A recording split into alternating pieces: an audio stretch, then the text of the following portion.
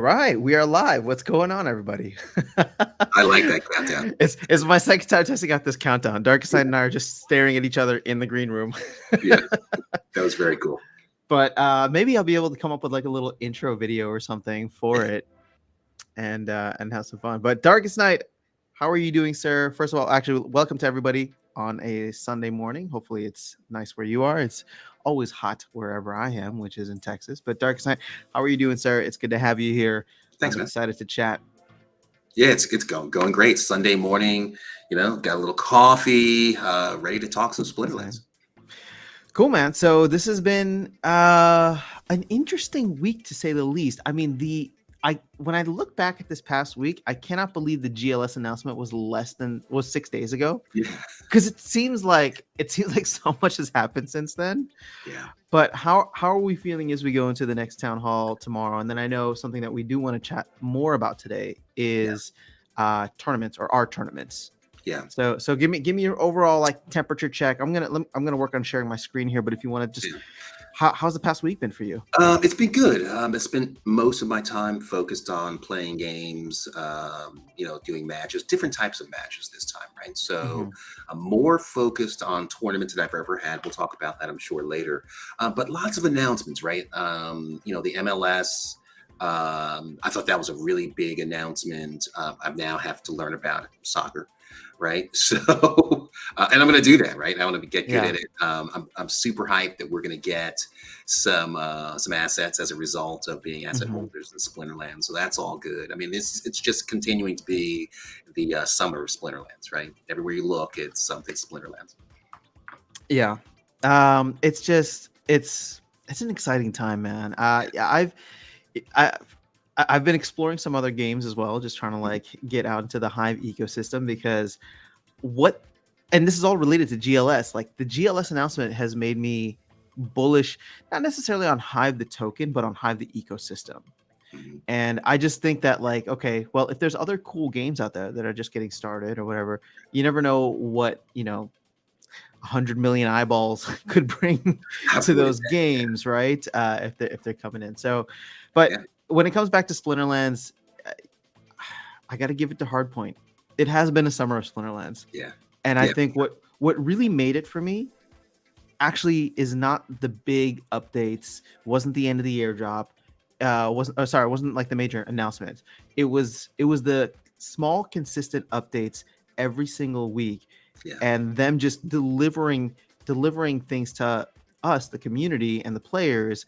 And then on top of that, like the gigantic cherry on top is really all of these big announcements and other ways to earn. And I know, I get a lot of conversation about the liquidity pools in here, which I know isn't really your thing, but that's like all of a sudden there was like this another major earning mechanism for DEC and SPS for a lot of the investors in the space. But I think one other major thing is around the corner, which is the ranked battle rewards. And I'm excited for you because while I know, again, you're not, focused on this from a investing standpoint, if SPS does start to go to the moon and you're earning that bad boy at the highest levels in Champion, that's going to feel pretty nice. Yeah. It's interesting you say that, right? Because I've gotten a little bit of a taste of that in the tournaments, right? And just given the amount of money we're talking about, even up to this point, what has it been, $6 million so far this year? Yeah, let me go ahead and load up tournaments. Right. Yeah, so we can dive into tournaments heavy. Let's just say hello to folks who are here in the chat. We got Justin's in the house. What's going on, Justin? Coffee's here. Virus is here. The intro should have no scavos were harmed in the making of this stream. We're not there yet, but I would still love to do an angry scavos game. Yo, what's up? It's hard to get to champ this season. I cannot pass diamond. Will, are you playing in modern or wild? I swapped over. I made it to leaderboard on wild, and I was sitting in the top 5, and then other people started passing me, so I dropped to 10. And then I started playing in modern because I was just like, okay, well, let me, I'm just gonna see how long I can stay on the leaderboard there. And then, like a dumbass last night, I was checking my leaderboard position on Wild, and I didn't flip back to Modern, and I played a Oh, game and I lost, so I dropped from 10th to 23rd just oof. like that with a single loss. I lost like 30 points, but I think ultimately everybody would have passed me anyway. But it's Well, we'll have like, to figure that out. You still have a day. You still have 2 days to go, right? So we'll figure that out for sure. yeah, well, I guess the thing is, I didn't think it ultimately mattered because I do want to jump up to Diamond. Oh, So I yeah, think if I jump up to Diamond, I'd be taken off the leaderboard anyway.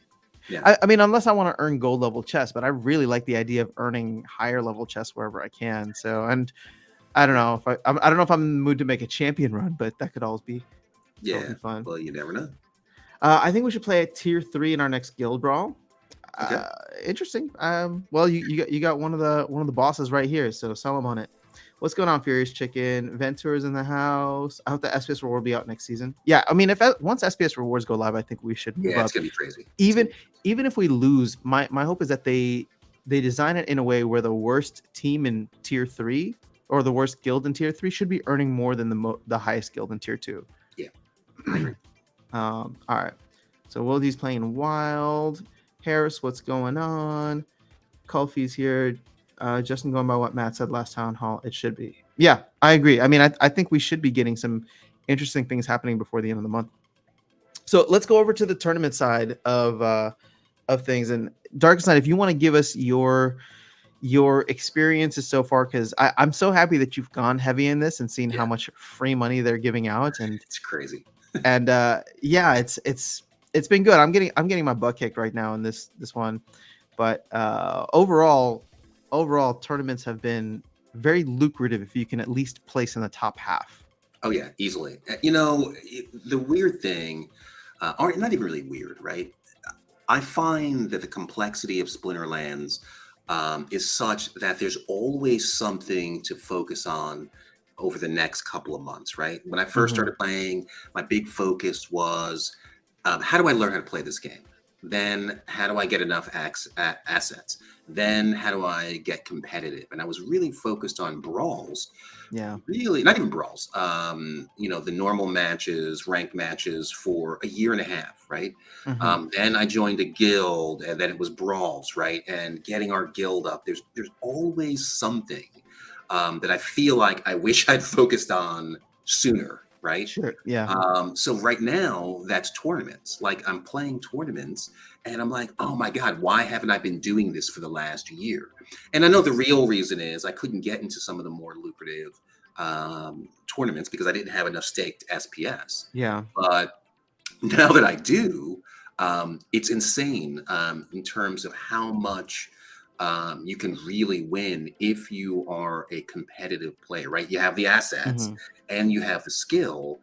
You can really clean up out there. And some of these tournaments, if you look at them, thousands of dollars per tournament that happen every couple of days, right? Yeah. So, Let's see if they so have I'm the just big super one. impressed, and I'm Hmm. shocked that I never noticed it before. Yeah, you should try to get into this one. I don't know if you have enough gold foil cards, but I gold don't. foil Yeah, alpha, I think this one yeah, pays out one of the highest. yeah. Like I know I don't have enough for that, but I will. Anything that's relatively, lucrative, right? Anything over Hmm. $1,000, I just jump into. What's the worst? In fact, I'm playing a match right now. Yeah. So the reality is, tournaments I think are going to be big going forward, right? Hmm. But additionally, with brawls, right? The guild combat, I think it's going to be the same thing, right? Because we're going to be getting SPS. And just like I'm realizing tournaments are fantastic, there'll be a refocus on brawls, right? Because they'll be real money up for grabs. And I think people will take that really serious. Yeah. What are you thinking about in terms of potential exploits when it comes to guild brawls? Because now, there's still a massive number of bot accounts out there, and what I keep hearing is we're gonna get bot guilds. But True. I feel like that it's gonna be just like bronze, where if they tier Yes. it out, it shouldn't matter too much, right? But do you have any fears about that? I think the same thing, right? So bots do what bots are going to do, right? I'm I wish I could say that I was bot neutral now, but I'm not really. I don't really care what they're doing at the lower Hmm. levels, right? If they're doing bronze, if they're making brand new guilds, what I know is that my guild over the last 2 years has invested heavily to get into at the level that we're at. We're Hmm. not going back to fight in bronze. So what I would probably say is if you're really pissed off about seeing a whole bunch of bronze bot guilds, or really invest the time now to find a guild that you can grow and help grow, so that by the time this goes live, you're already set, right? And you're with a good guild, you're with a competitive guild. Yeah. You've invested, right? You've built up your arena and your barracks and your store and all those things that really require time, not just resources in terms of DEC, but they require investments in time. I think that'll be time well spent. Yeah, I mean, the thing is, like, if these bots all play in bronze, a lot of these guilds, or the phrase I should say more specifically, a lot of them are in like silver and gold. Yeah, So not only like they'll have to perform well with assets across yeah. all of them. So or across all leagues. Did you get a chance to watch the chat that I had with Monkish Penguin? I did not. So are you familiar with the EN miners or N miners Yeah, accounts? yeah. So he or I guess his group of friends are the ones who run those accounts. Okay, cool. And one of the things that he said they have 100 plus bots that are in gold, Okay, and it was interesting because like at first I thought we were gonna cut that out, but then he was just like, no, just throw it out there, right? yeah. which probably made it sound a lot more scandalous. But I had always heard about these like EN miners or N Yeah. miners bots or like accounts. I'd seen them around, Free but wins for me. I'm good. I yeah. don't mind. So here's the thing. Like he had 106 gold level bots, and Yeah, he's selling them off now, right? really. So he's selling off all the assets in all those bots. Yeah. Well, his reasoning was he's just gotten extremely bullish on SPS. So the return that these bots have with the cars that they have doesn't make sense. Right. And so it was interesting to see and chat with, he's not a mass bot operator. He's not, excuse me, he's not somebody that has over like 10,000 accounts.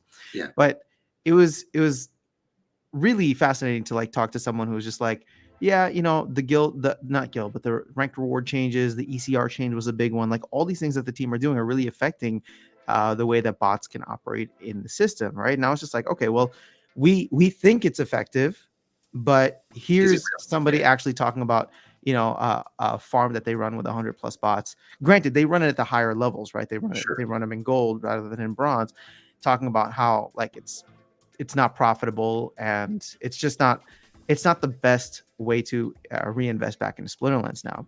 So again, I would love to chat with somebody who's a 10,000 farm bot Yeah. operator, but Yeah. I am curious to know if it's affecting them the same way for people in bronze, because I can't imagine that those bronze rewards are really that good. But Yeah. then again, I could be wrong, right? If the bots get enough wins, like you can win up to like 30 cards a day in bronze. So maybe I not. like the changes that the team that they've made, right? But at the end of the day, I don't want to care what they're doing, right? I don't want Mhm. to care what 10,000 bronze bots are doing, right? However, I know it has an impact, right?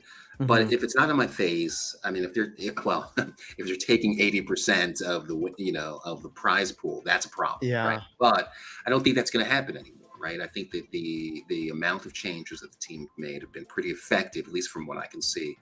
But I'll tell you, man, I am not focused on brawl, regular, ranked matches anymore. Mhm. Right now, it's all about tournaments because the amount that you can earn is significantly higher than it's ever been in ranked matches, right? So I Yeah. think that's going to be my focus going forward.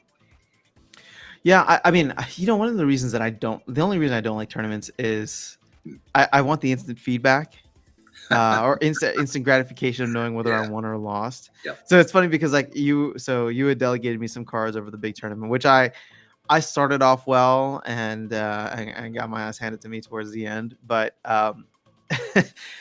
you were just like, don't be afraid, put your teams in, put your teams in. But what I was actually doing is waiting to see if my opponent had put all their teams in. And Okay. if they had, then I would play the game. If they hadn't, so I was constantly going in and checking. And then, Yeah. at a certain point, I think Saturday, was it Saturday morning or Friday morning, whenever it was, I was just like, I want to make sure that I don't forget about this. So let me just put Yeah. the rest of the teams in, and then, Yeah. it just got from there. But I wish that there was I don't know. I just wish there was a better way to go about that. Like I like that guilds can offer this, like, you don't see who wins. Granted, you still put it in first. It's almost Right. like a streamer mode there, but yeah. I don't know. I'll be excited if and when the team starts doing the kind of head-to-head brawl, head-to-head tournaments, the way that we have them, like the way that we had them here, for example. Yep. Those No, those I are agree. those are really exciting for me. Hey, actually, let's see if you can do this. If you can do in the in progress, I'd love to see just kind of where we are for the ongoing. So you're showing upcoming. I think we want to see Oh, yeah, let's do progress. in progress. Okay. So let's look at modern League of Champions. Yes, I don't. So I just saw that I have a game that I just posted. So let's see Oh where no, did I forget to enter this one? Man, I'm I forgetting a think bunch it. of them. That sucks. How are you doing so far? Let's You see. you It should be. Oh man, I must have just lost a game. Oh no, did you Oh man. drop? Oh, there There you it are. is. You're 13. Yep. So I 5 and lost one. 2. Yep, I lost my last one. 13 is not bad. Well, you should. Let's see how many people entered. So you got 140. Damn, I should have entered this one. Yeah. And top 30% make it. So right now you're still in the top 30%. But here, look at this. This is like almost an 11x just to if you're in the top half of this Yeah. Yeah. So cohort, that's right? crazy. So think about that, right? So if you have 17,000 staked SPS, which is it's expensive, right? But it's doable. What's the Especially, dollar value? Let's get that for yeah, I think folks. we're at 7 cents. So 17,274 times. We'll just say 7.5 cents. Mhm. Ooh, that's like $1,300. Okay. Yeah. But there you go, right? I mean, we just got off of the airdrops. Hmm. Depending on what you have, I mean, I had to buy a couple of SPS, right, to be able to get into some of these. Yeah. But once you've made that investment in the staked SPS, you're going to get a lot of that money back, right? True. Just Yeah. looking at the investment, I think for this one it's 10 SPS. Even at the lowest levels, if you come in at least 64th place, you're going to 10x your Hmm. initial investment, or 11x. Actually, let's do the math on that. Yeah, almost 11x. So that's crazy, right? And if you're even slightly competitive, you're going to do double that, triple Yeah. that. Well, just the idea of finishing in the top 64, because well, what's interesting and what's nice is to see more people getting involved with these tournaments. Yeah. So before you used to consistently see under the max, or like the minimum payment, right? So you get 128 people would get paid out, and you'd only get like 120 entering, which means you can Right. essentially enter for free. You have to have 10 SPS, but you pay your Yeah. 10 SPS, and even if you lose all your games, you get paid out. Now there's going to be 13-ish people that could potentially lose out, but as long as you're not in the bottom 13, There you it's go. kind of like a free chance for to hit the jackpot. It's Yeah. not really jackpot because it's not a chance, but it's like a free chance to enter the tournament and win big if you can perform. 11x for me is hitting it big, right? Like Yeah. I only invested a little bit of time and 10 SPS. And if I come away with 100, I mean, I would take that as the first prize, right? I Yeah. mean, but look at that, 860 SPS for the top four, Yeah. right? That's incredible. So, Well, and and then my thoughts oh, are like, go this has been going on for a while, right? Like, why didn't I ever notice this? ahead. Yeah, well, I felt like we were just always distracted by other things happening in the game. But Yes. the other thing too, when you look at the amount of SPS to like get into something like this, and actually let's see if we can find can we find like a gold level tournament, because I just want to see what that Yep. I compares just to. signed up for one. I think later on starts today. Oh, so this is here's the Yeah, one that it's I'm happening in. right here. Gold modern. This is about 4,000 SPS. So this is about 1/4 of Yeah. of the value that you need to get into, because not everybody can play. Like if you don't have diamond plus cards, it's probably not worth your time to like enter into that, because you'll be going up against a lot of tough people. But I guess the other benefit that I was gonna say is if you have the SPS, Mhm. you're at least getting staking rewards from it. You're earning vouchers from it. So it's not like, you have to buy this and all it does is get you into the tournaments. If anything, I think people have looked at it the other way around where it's like, let me buy SPS to get vouchers and more staked Yeah. SPS or more SPS staking rewards. And then, tournaments are kind of like a little bit of an added bonus Oh, on yeah. top of that. Right. But I mean, it's you're gonna it's stake it interesting that anyway. your route was the opposite. Sorry, Darkest Knight, go ahead. Yeah, you're going to stake it anyway, right? I mean, I stake it anyway, right? But I Hmm. was just below that point where I could jump into the more competitive tournaments, right? Yeah. But I could have been getting into tournaments that were at the lower levels this whole time and Yep. really gaining experience. And what I see is the meta for tournaments is slightly different than the ranked meta, right? There are Hmm. certain cards that you have to play. Like, for example, I think we saw in our tournament last week, Halfling Alchemist is like a thing, right? Yep. And I understand now why, right? So, but I didn't understand that before. It wasn't a thing that we saw a lot of in ranked rewards, like Yeah. hardly ever, right? Well, So, and I thought about that, like why don't I see Halfling Alchemist in ranked rewards when I see it so prevalent in tournaments? And I still don't have an answer to that. Well, in our specific tournament last week, there was it was one of the cards that was the rarest, right? Because it's a promo card, so it's dominant in many different ways. It and Chain Golem, right? As well as Dr. Blight. But Yeah. I'm curious now. If you go to promo, there's got to be less of each of those guys, right? So there's only 1,200 Mhm. and 3,700 as opposed to like 11,000 Dr. Yeah. Blights. So, these guys were the rarest cards available in that tournament, and they're dominant in their own ways, right? If used Yeah. correctly. Yep. So it's one of those things where if you and I'm gonna skip ahead to a comment here and then we'll catch up on the rest. Mhm. But Icy Flow saying like I'm 0-7 completely sucking without legendary summoners. When you play in modern now, for example, right? Like if you don't have Kitty, Llama, or Yodin, most of the time you're not going to see them in ranked because if you're, where like for example, where I'm at, I'm barely getting past people who have just the regular Chaos Legion cards, right? But Right. when you get to the high leaderboard areas in modern, that's where you're going to be running into the people who have those Yeah. cards. And so Agreed. in tournaments, you'll probably see them more often because they're going to want to come in and flex the dominant cards that they have. Yeah. And they decide the winner typically, right? Those Mm-hmm. cards have a very high win percentage, right? So in theory, right, you could play enough tournaments, get Mm-hmm. enough winnings, and then buy those more competitive cards. I think we may start seeing that, right? Yeah, well, as tournaments get bigger, hopefully, I think more and more people will be inclined to stake. Now, Yeah. they'll be able to earn SPS from ranked battle rewards, so they won't necessarily be buying it up off the market, but that will also mean that there should be less sell pressure overall. And Right. I think we've kind of seen that to a certain extent. I mean, SPS is sitting around 7.5 cents. It hasn't dropped back down following, the buy the rumor, sell the news dump that happened last week. Granted, I think if Bitcoin takes a dump in a week or two or in September, we're still going to be subject to that. But Yeah, of course. overall, I'm still more bullish on SPS than I have been in a long time. Yeah, same here. Yeah, and we've seen the ability for SPS to Mm-hmm. recover, right, and recover quickly, based on all of the different things that the team is doing. So yeah, I'm bullish on it as well. All right, let's catch up on some of the other chat here. D Tough is in the house. Our circuit or our round one of the circuit winner. Welcome back. We'll try to plan round two very soon. Sorry guys, I meant to do it this weekend and it just got super away from me, so I never set up the tournament. But Darkest Knight was like kind enough to join in still and hang out.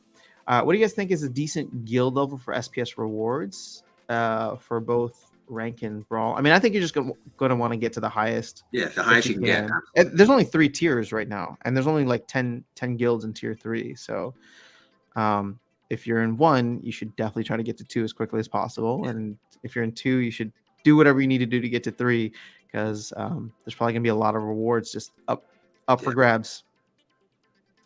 Here's Brawl rewards will be based on arena tier. And Cryptomancer said anyone who can be at tier 3 will definitely want to be. Yep. Yeah. Okay. I'm trying to be realistic. I don't think I can join a max level guild. We're not even a max level guild though, are we? Well, in terms of the level, yes, we are. Oh, you're right. You're right. Yeah, Okay. yeah. But why would you say that, right? We have all different types of people in our guilds at all different levels, Yeah. right? So, in fact, we're even discussing removing alts, right? So we can fit more people from the community in the guild. So that's a Yeah. thing that might be an opportunity in the near future. So. Yeah. Yeah. How is our guild doing? I think we were like ranked 11th recently or something. Yeah, and we are we came in second in our brawls. We're really coming together as a team. Yeah. So Well, we're I would say we're punching down because we can play at tier 3, but we're yeah, not. yeah. Yeah. Well, and I agree with Justin. Right, it's time. I think it's Yeah. right.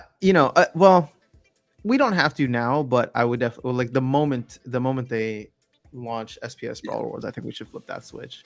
yeah. All right, so Coffee saying I learned yesterday that if you lock your Gladius cards, I can't use them in brawls anymore. Off my What? Fina, now I can't use it. I'm hoping to get fixed. I tagged Weirdbeard on the disc. Wait, what? Oh, If you that would lock be a your problem because I lock everything. yeah, I'm like 90% sure that I've locked my cards too. Oh, Uh, that's bad.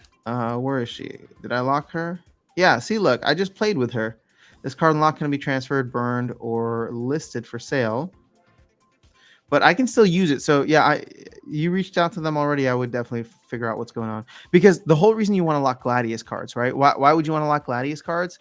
Well, nobody can transfer it. They can't sell it on the market, but they can burn them. Yeah, And again, for most cards, it's not going to be anything worthwhile, right? Even a Quora is only going to get you 200 DEC. But if you have a lot of Gladius cards and they're all unlocked, it only takes a couple of minutes for somebody to go and burn your entire collection, which sucks for yep. you, and then send the DEC out to a private wallet or to another account. Yeah, exactly. So yeah, all right. Sargai, new chatter here. Hello, good morning. Good morning. Harris, guild level won't change much, but to be a tier 3 arena, you need to have a level 5 haul, a memory. Yeah. Yep. Well, it's DEC is also cheaper right now too, guys. This would be the time. Yeah. So Icy Flow. Good morning, Andrew. How you doing? Praetorian Pandas in the house. If any guilds, so I'm trying to be a good sport here. So if any guilds are recruiting actively, feel free to post in chat. Yeah. Whenever Archmage Arius is recruiting, I'll let you guys know, or Darkestnyte will let you know. But until then, there's a good community that we have here. So if these people are recruiting, it might be worth considering hopping in. I mean, if you're open to it, I would love to have some of the guild officers or leaders from other guilds just come in and just talk about their guild, right?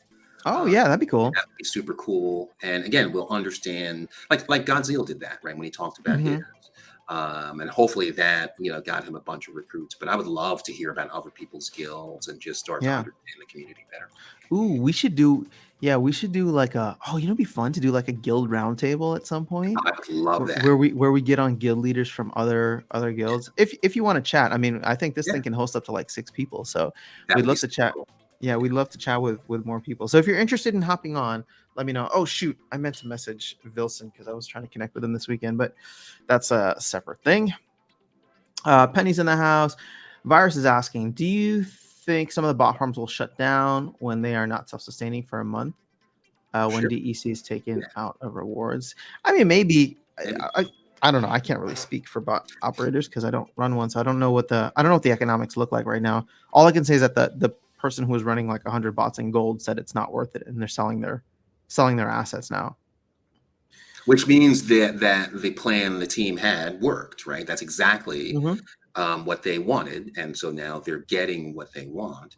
I don't know that my game life has fundamentally changed, right? With the bots leaving. I mean, I can't really tell the difference.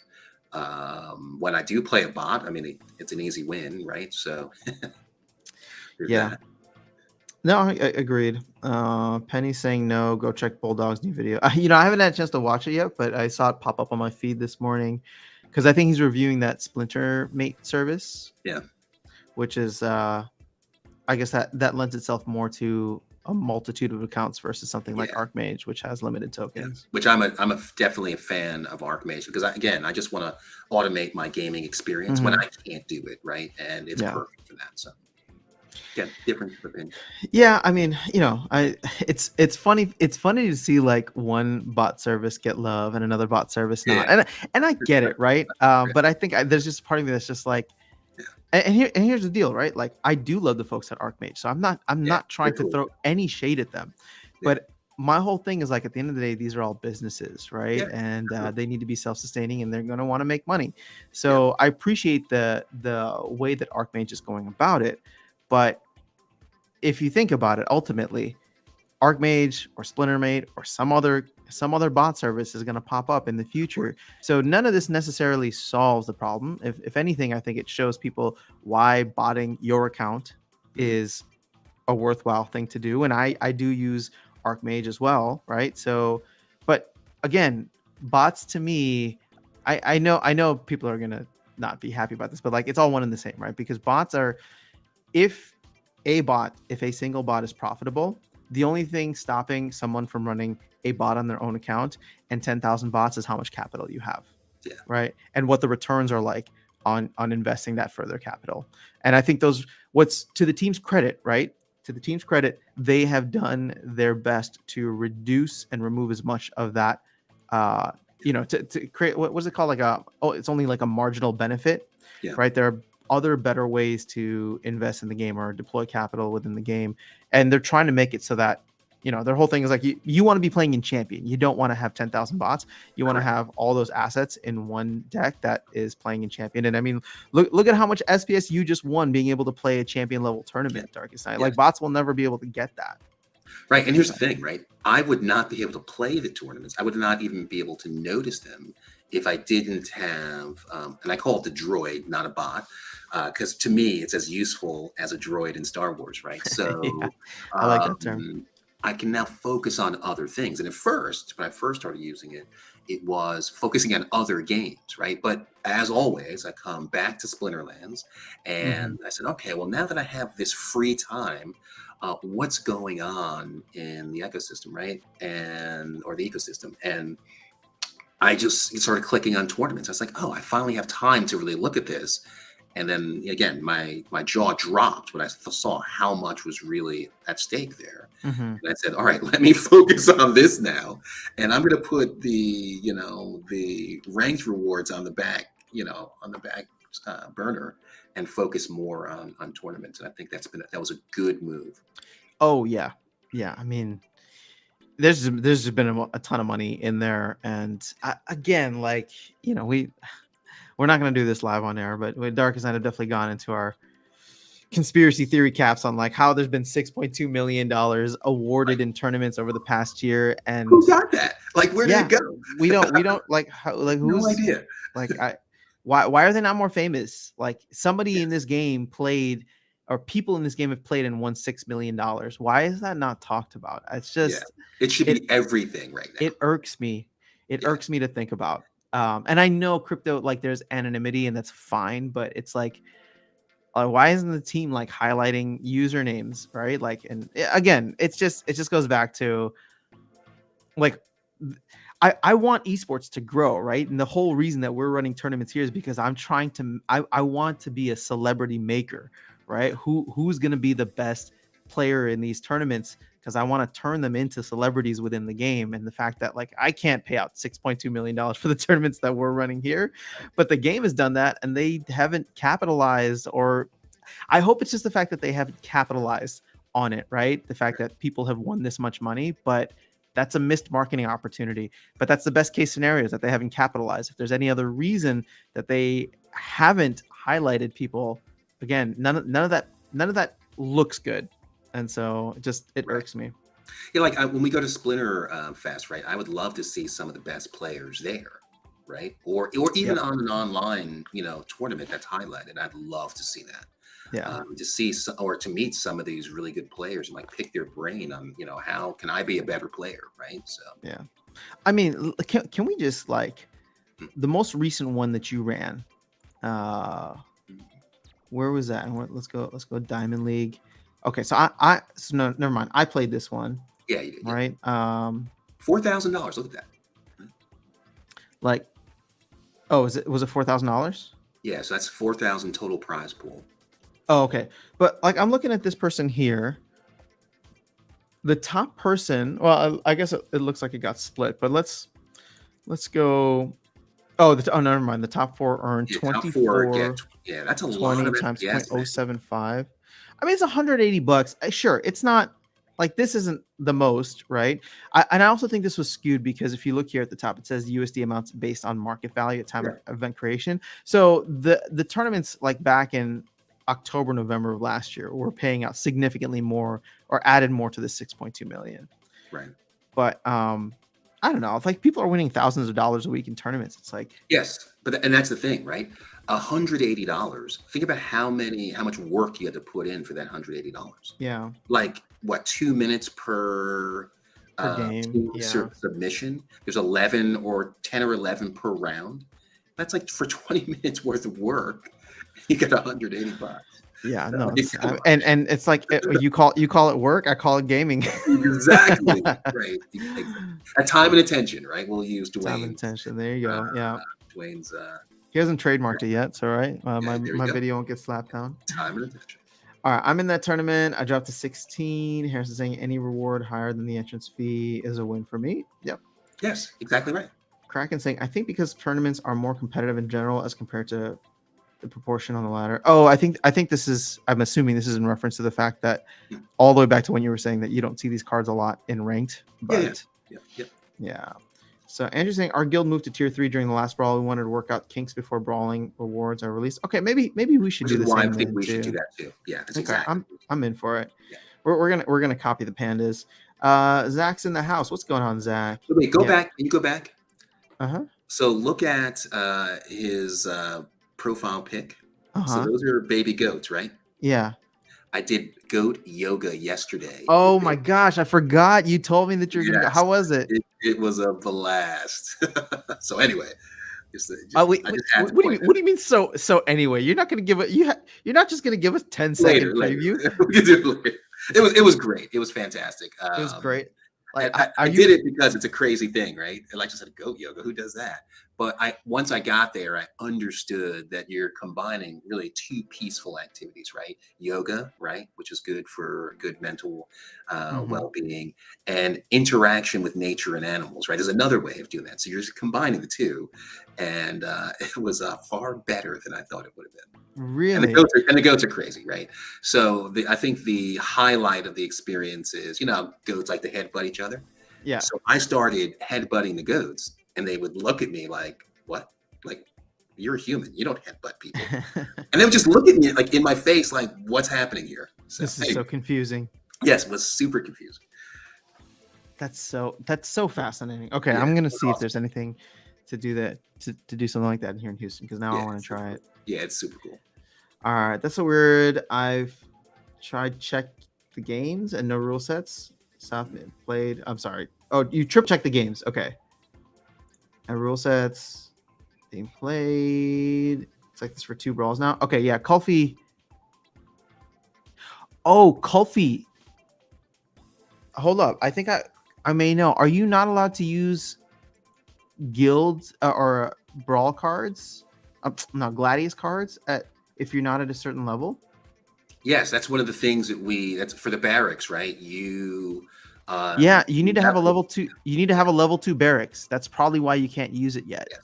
Yep. So this probably isn't a glitch. It's just make sure that you have a level 2 barracks. If you have a level 2 barracks, then you can use them up to bronze level. So if you have a level 2 and you still can't use it, then reach out to the team. Yeah. But otherwise, yeah. All right, we are finally full, says Icy Flow. All right, congratulations. I don't get the rental market. Most days you can't rent commas at 0.1 to EC, but today I was able to get stupid APRs. Yeah, I don't understand the rental market either. I think it's being manipulated by bots, but I've seen the crazy numbers in there, so I don't know what's going on. The thing is, I've stopped. I don't bother buying cards to rent out. If I have extra cards, I rent them out and I just throw them into a rental account. But yeah, I don't really care. Yes, I need a good guild. I'm a hard worker. All right. Well, it looks like Praetorian Pandas are recruiting for their main guild and their Cubs guild. That's adorable. We don't have. Yeah, that's like you got the pandas and the panda cubs. I like it. That'd be sweet. Krill Crew is recruiting. How's Luke doing? Isn't he still like Yeah, I traveling the haven't seen him world? around, man. Like, where's Luke? Oh, he's like on a month-long trip in Europe. I think he's Oh, like you know what? I backpacking did through know or that. I something. did know that. Yeah. And you know what's funny, right? With him not posting it, Mm, and the content that he creates, it definitely creates a bit of a vacuum there, yeah. which is interesting. So I didn't know. I didn't think that I would notice someone gone for a month, but you definitely notice it. All right, guys. I guess what Darkestnyte is saying is we need more content creators because I I don't would feel say like filling yes. that void. I've got enough content already. Do we have a spot open on Killers of the Depraved? Oh, we have a spot open. At least 1,000 rating by EOS is enough. All right, that's not bad. That's Cool. silver, That's not right? bad. So That's doable. That's super doable. very doable. That'd be cool. We'd like to see from other guilds how they run things, what Yeah. they are looking for. All right. I mean, I'm being serious here. If you run a guild, you're actively recruiting, or just want to come chat, let's set up a time, Yeah. and we can do this. Yeah, because this would be good. I mean, again, you want better players now before the SPS rewards come, because then recruitment's going to be super competitive, Yeah. right? And I think as a guild, officer or leader, you're going to need to work on retention techniques in order to keep the members that you have, right? Yeah. So I definitely want to put your heads together with your leadership of your guild and say, all right, we're recruiting now. How do we retain as well? Yeah. Yeah, I don't know. I mean, I don't know what this is gonna look like in the future, but I am excited for it to get more competitive. Yeah. And in terms of like, if people are offering, like I said, I almost view this as like the future, or in the future, it could be very esports esque, right? If there's a Oh lot yeah. of rewards and earnings available, and people are just like, yeah, we'll give you a signing bonus, like, or we'll sign you to Yesterday. like three brawls, right? You come and play 3 brawls for us, and then if you perform well, you get this bonus at the end. Like, so I don't know if it'll ever get that complicated. I don't know but I would love to see it just because it would make things really interesting. Dude, wait till guilds start sniping each other's members. Oh, that's coming. That's I definitely mean, I hope it happens. The problem is, I don't think that in the current iteration of guilds, the incentive is there. right. And the reason I say this is because I'm like, sure, 2.5 million SPS per month is like decent, but it's not like crazy money.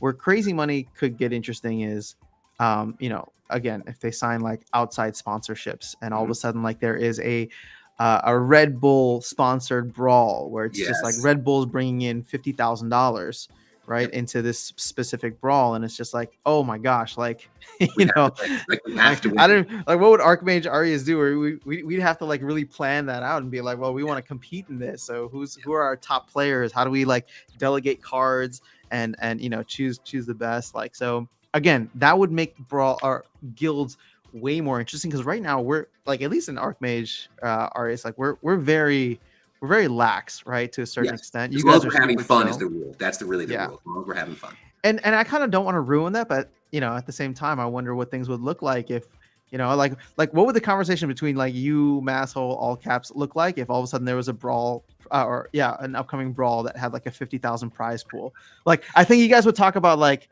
hey, should we like maybe think about who Oh should be yeah. participating? And especially since they're really good at numbers, right? Like, they'll Yeah, crunch the numbers and they'll say, okay, hey, you've been playing in this brawl and you have a win percentage of like 20%. yeah, So we're going to move you here or move you out, right? yeah, And have somebody that's super competitive, right? And a lot of what prevents people from being competitive is the delegation of the competitive cards, right? yeah. So now what does that look like, right? To ensure that your members have the cards not just to participate, but to win. Right? Hmm. Because there are a lot of really good players, but the thing that stops them is the assets, right? So Yeah. No, I agree. I guess the point that I'm trying to make is I would argue that our guild is probably one of the more relaxed and chilled ones, maybe the most in, at least for high levels. yeah, And I would bet that at least the conversation would be had if there was like a significant prize pool for an upcoming brawl. yeah, So, I agree. all right, I have a dream, and it's to see land in Splinterlands slowly turn into a RuneScape like Ooh, MMORPG. yeah, I've never played RuneScape, but that'd be interesting. yeah. So we've talked about that in the past, right? Where your land becomes like your own environment that you Hmm. can navigate through. That I would love that. And I think that if they don't do that, that'll be a missed opportunity. I just want to But be able to build like a after sound house on my land at some point. there you go. So here's the thing, right? So again, just like Kofi just said, there's always something in the future that you can be preparing for. There's always something that's 2 months out that if you make Hmm. moves now, that you can prepare for that. So what's the big thing with land is we know is that you'll be able to populate your land with some of the cards you have. Summoners will be more impactful to that land than other players, Yeah. other cards. But we also know that there aren't enough summoners to go around for everybody, right? So, what are the things you should do now? And again, not financial advice, um, Hmm. but the price of summoners is super well, it's lower than it has been in a long time. Yeah, that's for Is sure. now the time to accumulate those specific assets in preparation for 4 months from now when we get phase one land, and then in February, right, which is only 6 months away, and I say only because it comes fast. um, will we be ready for phase two and have all the assets we need, Yeah. right? And again, if we wait, then you're going to have to pay the premiums to get those types of cards that you have the opportunity to Hmm. pay much less now. So, Yeah, no, that's a great point. It's funny now because like I haven't even gone through and maxed out my summoners for my own playing deck, but it's like right, I should be thinking about the fact that I have two plots and probably would want at least one or two other max summoners. You know what I mean? right, To be there because in the long run, like it's gonna get more and more expensive as chaos becomes less and less right. available. And I suspect also that the older cards will be valuable, right? Oh yeah. Like the betas, right? So what has happened to Ulrich, right? I never see Ulrich anymore in any of the wild battles. Like if I do, it's super Hmm. rare. So what's happened to the price of Ulrich? Has it gone down? Is there an opportunity now to pick that Let's up and see. max it out? I have no idea because I haven't even thought about it until just now. $60. I mean, it's come down somewhat. I remember seeing this thing over like 100, right? Yeah. So there we go. Right? Even the other one, what is that? The Ixia Chan for 21, right? Oh Um, yeah, that's not bad. yeah, it's not bad, right? And that is, I think, a beta. But again, these are just examples. There are only Yeah. 24 of them on the market, right? But is that an opportunity to put that on lamp? I have no idea. I don't know. I kind of I'm looking at Vera. I'm just like maybe I can Oh, give her utility by putting her to work on land since I don't think I'd ever play her. But then again, that's just me. yeah. It's funny. So we're talking about summoners, right? There's always a card that want to get. Hmm. So crazy enough, my new card that I want to get is a Brighton Bloom. And again, Okay. it's a great card, right? But because it gives everybody flight. Flight Yeah. is so makes your team so evasive, and it's modern, right? So I mean, it's not outrageous. no, it's not. You can get, well, this isn't maxed out. Oh, you can get a maxed out one here for 543 per BCX, Yeah, but you'd probably be better off just going with yeah, this getting level that 7 one and then and then grabbing a picking couple up of the the. other ones. You got it. Well, actually, I don't know because it depends on what your average would be. But yeah, no, I mean, Yeah, that's a great card, right? it So is, it yeah, is. I miss all the and time. that one, and I think if I remember correctly on Summoner's Lab, I think it had the highest win rate for a while because it's Hmm. so situational, right? You play it on Yeah, Earthquake, and you're good to go. Anyway, just my new thing that I'm looking at. yeah, no, that's fair. Yep. I go I quiet during this you stream. You know why? you you gotta have. I mean, I told you had to have something to replace your kitty fund. So Yes. now you got a Brighton fund There's always that you something, can. right? It's So anyway, always something on the wish list. yeah. All right, so here's the saying. I agree. They advertise the game as play and earn, but there is no earnings leaderboard. Oh, tournaments. Oh wow. Okay, this is like from There 15 minutes is one ago. on Peak D, right? So there is a thread there that goes through the tournaments once a month. I haven't looked I at think it. it's Yasek that posted. I've heard Yeah, the I name think it Yasek. is. I think it is. Who's doing the next legendary summoner? You Yeah. can see top tournaments winners somewhere before I've looked as an all-time top winners list. Okay, cool. Yep. Please mention when you remember it like that. Okay, I have a customer that does a class. I'm assuming goat related. Oh, let's see. There you go. Oh, there you go. Check out Yasek on There we go. PT for all-time Yep. tournament Yep. stats. It is PT pots out all the tournament winners. Thank you guys for answering that question. I'm racking my brain trying to think of it. I know I remember Byzantine Okay, I can use Gladius cards. Okay, so which cards can't you use then, Colfie? I'm so confused. And there's that all-time winners list. All right, they all talking to each other.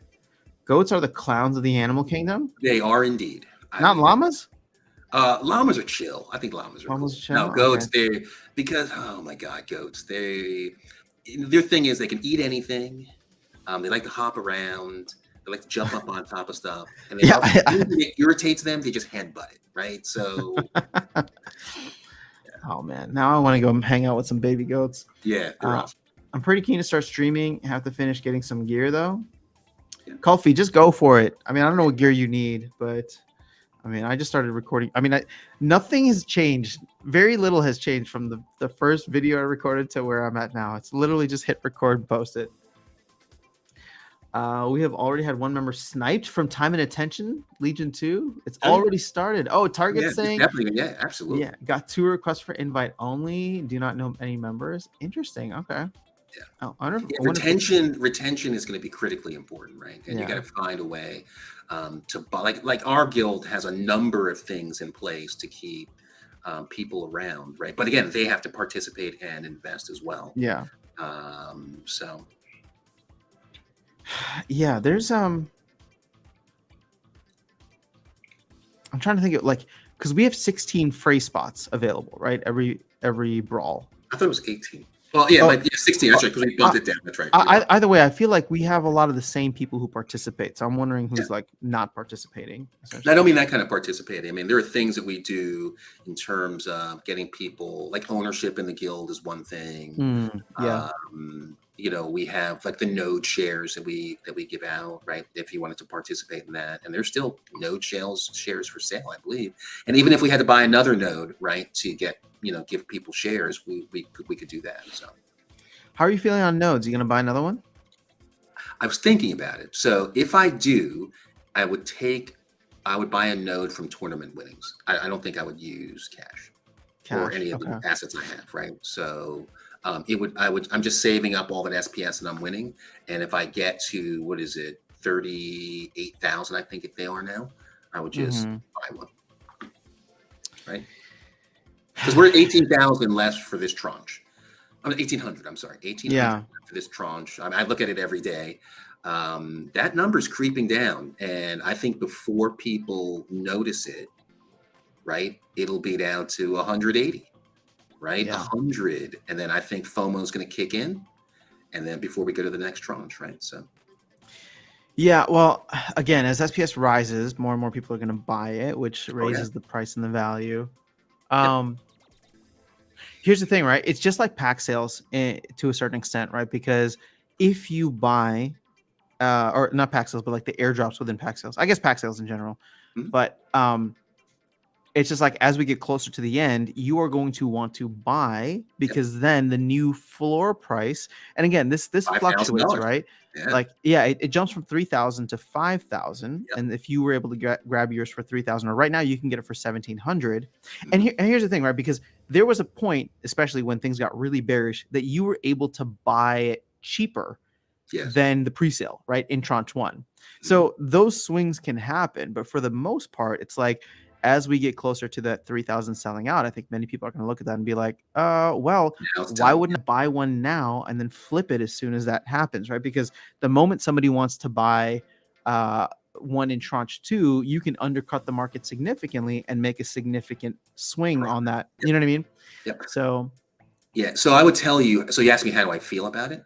I am fine with them not selling nodes right now. Just take it slow, because every node that doesn't sell, I get, shares, right? So, and so when it started, I think we were at 9 vouchers per day. Now we're down to a little under 7, right? 6.5 or so. I'm okay with that. They could never sell another node again, and I'm totally good with it. That'd be great. I already got a guild leader that reached out to me on Discord about setting something up. So hopefully we can get that going. Unless that guild leader wants to hop in now, you're more than welcome to join us. We're just hanging out. Yeah, that would be super cool. Don't cards only get locked for ranked battles? No. I mean, you can lock cards, and the thing is, you can still do most things with locked cards. Like, you can delegate them, you can rent them, you can play with them. They just protect you from somebody hacking your account and then trying to either sell them or transfer them, or get value from them, essentially, by creating this at least 24-hour to 1 to 30-day lockup period that you designate. Yeah, if you don't have your cards locked, and you don't plan on transferring from your account, you should definitely lock your cards. Yeah, I lock all mine for at least. I mean, most of them are, I think, like 3 days, because it's like that's enough time for me to go in. And I used to be better about checking, but I'll try to get, now that I'm saying it now, I'm going to make sure, in case anybody hacks my account, I'll be better about checking, because it's like on peak monsters, for example, you can go through and very easily see if your cards are locked, unlocked, or in the unlocking phase. Yes. So if I go in and I see cards are in the unlocking phase, somebody made it in, and they're hoping that I don't notice, right? Essentially. Why can't I read? Okay. So not having assets is what I tell myself is stopping me from being a really good player. Chris, I wouldn't disagree with that, but I'm curious to see if this will be rectified for you, and you'll actually get to know if you're a good player or not once the Ghost Card tournaments go live. Wibbles laughing. I don't know. We're okay. We're only like 8 minutes behind on chat, so we're too bad. Yeah. I'm picking up max level common and rare reward cards at $3 to $5 for my land later. Smart move. Yes. And a lot. Cool name, by the way. We're seeing a lot of. See, guys, this is why I'm excited, because what I get to see here every time we do streams and in the comments, I see a lot of new names. So again, are we doing leaps and bounds and getting 10,000 new players a day? No, but even just new people coming into the ecosystem in a bear market, right? So there's no hype right now, but just in a bear market, those are the people that we want who will stick around. And I don't know, maybe Anlot's been playing for a long time, but I'm just saying in general, I see a lot of new names here, which is great. All right, so Coffee's asking, what do you guys think we'll see first? The second part to land when we put the cards on the plot, or Rebellion? I think Rebellion. Oh gosh, actually I don't know. So he's saying, do you think we'll see land phase 2 or Rebellion first? Darkestnyte, you can go ahead and answer this one. No way of knowing, right? I mean, we would have to know what the team's priorities. But I mean, here's the thing, right? We're still haven't sold out of Chaos Legion. Yeah, right. So I would say that they would feel that they have time to get land out. They know land's important to us, at least phase 1, right? To know what kind of lands we have. Now that could crash the whole market, right? Let's say most people aren't satisfied with the land that they have, that they reveal, and they can be like, this sucks, right? And become motivated, right? Yeah. However, we don't really know, right? We don't really know what's going to happen. But if you look at everything else that the team has released, right, it's been good. They showed some sample cards a couple of months ago. I think Nate showed us a couple of sample cards. Cards look amazing. So artwork is fantastic. If they implement my idea, which is to have music associated with the cards, just like, for our guild buildings, right? I think that would be super cool. Right, so it's a combination visual and audio asset, right? That would be super cool. Yeah, no, totally agree. I would, Coffee, to answer your question, I would say. Yeah, I didn't really answer the question. No. But you got to an interesting aside. Sorry, I was just trying to take it back to Coffee for a minute. we can go down the rabbit hole you were going now, because that was interesting. I was just trying to take it back. Go. But here's the thing, Darkestnyte. There's like literally so many things to talk about. How is it possible that you and I can get on here every week and like chat for hours. And then still like not talk about everything, right? Yeah. Like it's just because there's a lot, right? There's a lot going on. Yeah. And now there's gonna be a whole separate game. Yes. I wonder what these streams are gonna look like in 2 months if we'll have to split time between here and GLS. You're gonna have to do some sort of an arrangement with other content creators. Hey, can you guys cover this? Because we just can't get to it. Yeah. I'm all for it. I mean, everybody should be creating content if you can. Everybody always asks if you have a channel, and I tell them disappointingly, no, Darkestnyte does not have a channel. Eventually, right? Like I'm having fun doing what we're doing now. So until that goes away, I'm good doing just until that goes away. What are you gonna leave me? Or am I gonna leave? Well, hey, you might decide to go off and be, rock star again. So Yeah, I do wonder what that'll look like if I ever start like playing shows and touring again, because that'll Yeah, mess up my schedule a lot. I've gotten really settled into my kind of COVID schedule. yeah, So yeah, and that's going. It's starting to move back to normal, right? I We have know, I normal know. again, I'm so I'm not thinking about it yet. I'm still just doing like digital releases, but I would yeah. love to start playing shows again. So we'll see how it goes. Splinterfest, man. Hopefully, Splinterfest will be fun, yeah. but Splinterfest is gonna be something completely different. This is like not my usual music. I'm definitely more like electronic, heavy pop, things like that. So Mm, Splinterfest will be fun, and I'm trying to create an experience. Hopefully, that'll be mm. memorable and worthwhile for people who do It's attend. gonna be awesome. Still working with a creative team on that. Yep. So that should be fun. Okay, sorry, Kulfi. To get back to your question, I would say my guess is Rebellion. We're going to see Rebellion first. Now, the only reason for that is because we've seen delays in Land already. I wouldn't be surprised if we see more because Land Phase 1 has already gotten pushed to Q4. Remember, they said Q3. Now it's pushed to Q4.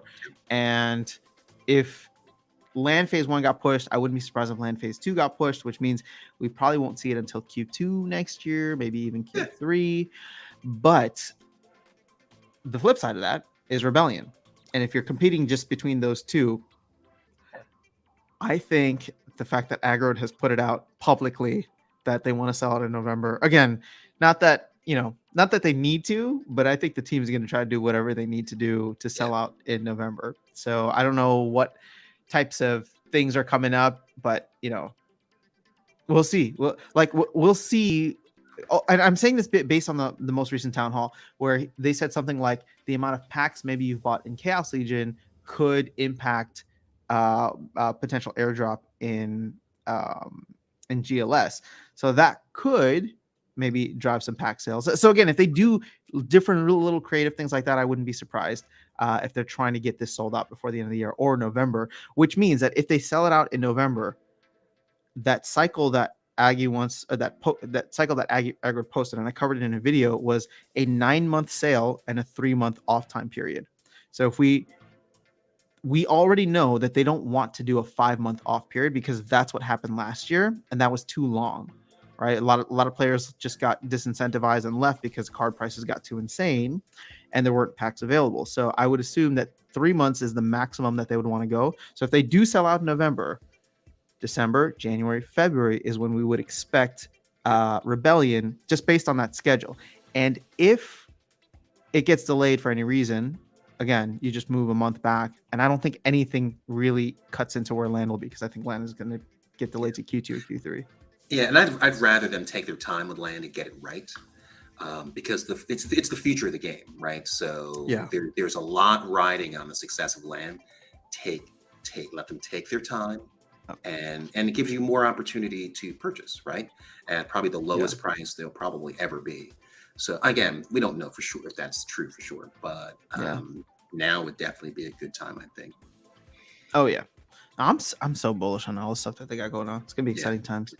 All right, so Andrew's replying to Kulfi. Kulfi's replying to Andrew. Ricardo's saying, with the end of Chaos, Rebellion will come, so fear not. Yeah. Harry Larry McNary's in the house. What's going on? Thank you, After Sound Darkestnyte, for taking your time and energy to provide us with awesome content and insight into something we all love. Makes my day. Well, that makes our day. So appreciate the feedback. Glad it's helpful, or at least entertaining. We're typing that name as it's my name too. I feel like I'm talking to myself. Maybe you are. Who are you talking to that's got a similar name, Kulfi? Oh, your real name is Andrew? I guess now we know. Now we know. We're gonna dox him.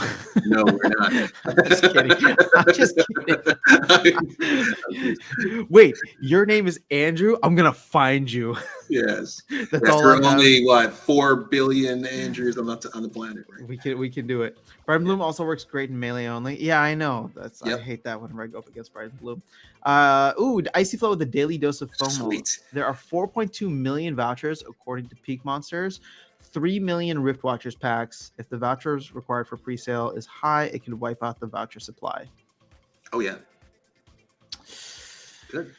And I see no reason why they won't, right? So I don't think that they do more than 10% for pre-sale. I feel like there's just going to be 300,000. Let's do it. I'll get my fair share. Because that's more than what they did pre-sale for. Well, okay, so here's the question, Darkest Night, and let's speculate a little bit as we normally do. Let's say they do 300,000. Let's screw it. Let's say they do 500,000, right? Which is like a significant chunk of it. There's 4.2 million vouchers, which means there's more than enough people or more than enough vouchers to go around and buy those packs if you're doing just one voucher per pack. So my gut tells me, and I don't have any inside info, but my gut tells me, we did hear Matt say this potentially in one of the town halls, so that's where I'm getting it from, is that it's going to be more than one voucher for the pre-sale. That could be interesting. Now, 4.2 million vouchers, according to Peak Monsters, 500,000 packs for the pre-sale. You'd have to have eight vouchers per pack in order for that to get eaten up. I think that's too high. Yeah, I think that's too high too. Where one would make the most sense, right? Again, say 1-to-1. Yeah, just 1-to-1, right? I mean, the people that have them will, take advantage of the pre-sales, and then everyone else will wait until general sale, right? I don't know if we want to wipe out the entire voucher supply, because we have tons of other things that are coming that we know we're going to require vouchers. Well, here, I guess my question is, do you think that they will require vouchers for all of Rift Watchers? Oh, okay, that's a question. Because what if they don't? What if vouchers are only required for the pre-sale? That would be interesting. Yeah, that would be maybe. I mean, that would make sense, right? I mean, Rift Watchers is not required, right, for it to play the game or even be competitive. We don't know what's in there yet, right? And that's the key. The same as dice, right? There are cards that became meta-defining, but not all of them, right? There are some cards in dice that are never played, and then others that are, right? So if you look at Mylor, that was probably one of the most meta breaking cards out there, and it comes at a premium. Mylor and Lorna, yeah. Oh, Lorna, yeah, crazy, right? So who are going to be the new? So that's really, I don't know that I'll buy any Rift Watchers, right? I might just buy the cards that are the meta defining ones and just move on. Fair enough. That's a good point. Yeah. Coffee saying you're gonna more FOMO.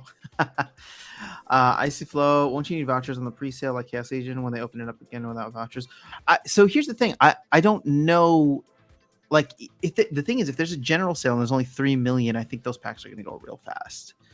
And I'm not trying to create FOMO here. I just know that 3 million, like, people are tired of Chaos. So I'm sure, or they think Chaos is going to last forever. So they probably want to get in on Rift Watchers and make sure that they have a decent amount of packs available. Yeah. So actually, speak to that. So that's funny, right? So we're saying that Chaos Legion is projected to sell out in November. Well, guess what? That's only 3 months away. So that's 6 seasons, right? Yeah. When you break it down like that, 6 seasons. 6 seasons. So, whoa. And we're halfway through. Actually, that's 2.5 months, right? Because we are in the middle of November. I think they said mid to end November. So I think we can still go with a full 3 months. Yeah, so there we go, right? So 3 months, that time's going to fly by. And think about all the other changes that are going to distract us from the end of the Chaos Legion sale, right? SPS rewards, tournaments, brawls, all of those things are coming. And we're going to be super distracted. And then all of a sudden we're going to look up and we're going to say, whoa, there are only 1 million packs left, right? And then they're going to be gone, right? They're literally just going to poof, be gone. Yeah. Because there are people that want to buy packs and just hold on to them, right? And knowing that they're going to go from $4 to $20 or $30. Like, what's the lowest? What's the price of Untamed right now? Untamed. Actually, let's go over. Oh, I'll do it on the screen. So we can go to Hive Engine. Oh, let's go to tokens.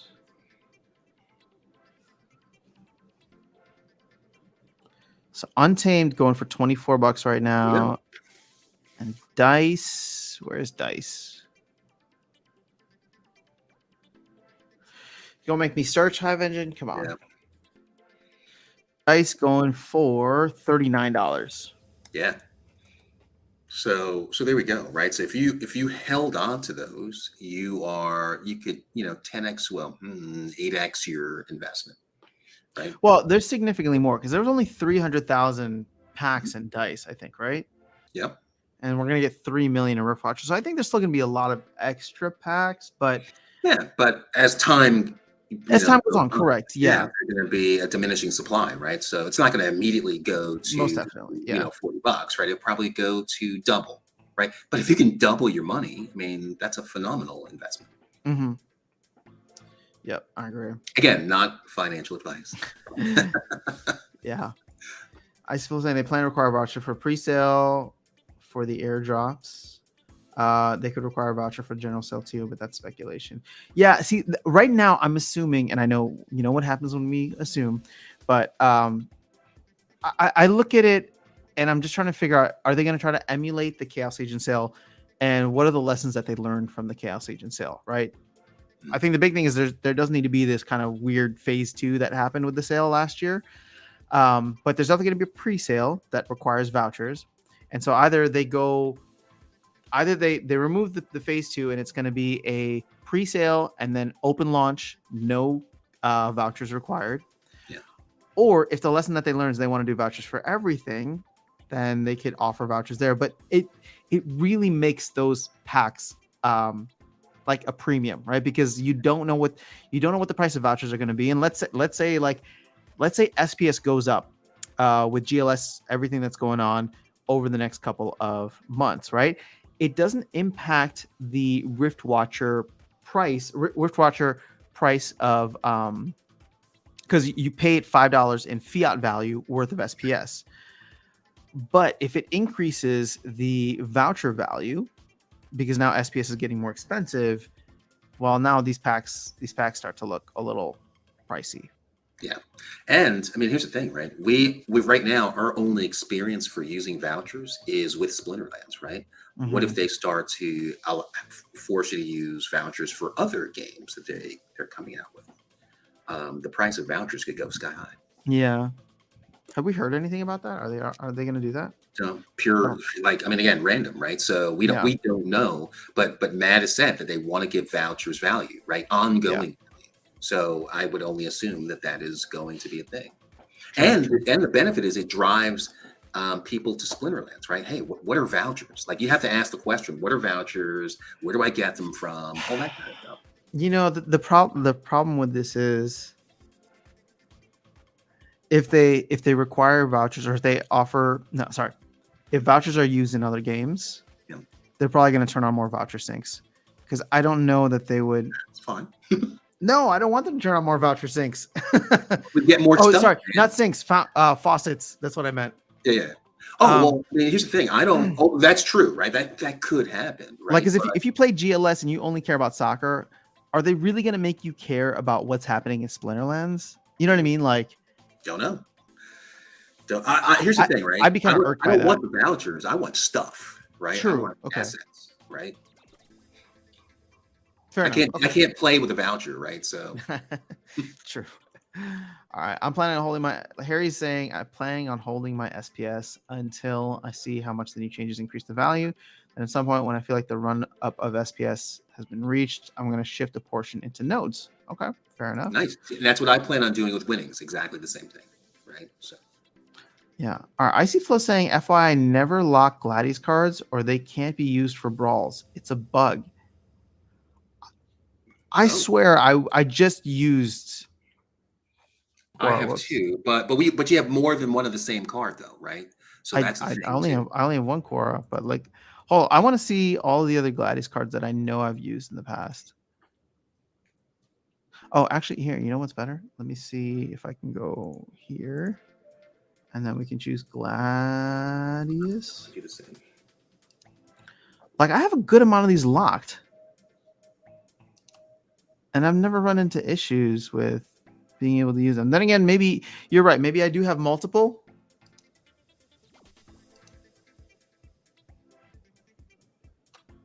I do have multiple, but okay. Maybe that's what I'm running into. Uh-oh. Gank is entering his teams in the tournament. In the tournament? He's scary. Have you gone up against him already? I have not, and I don't want to. Good. Yeah. He's brutal. I don't.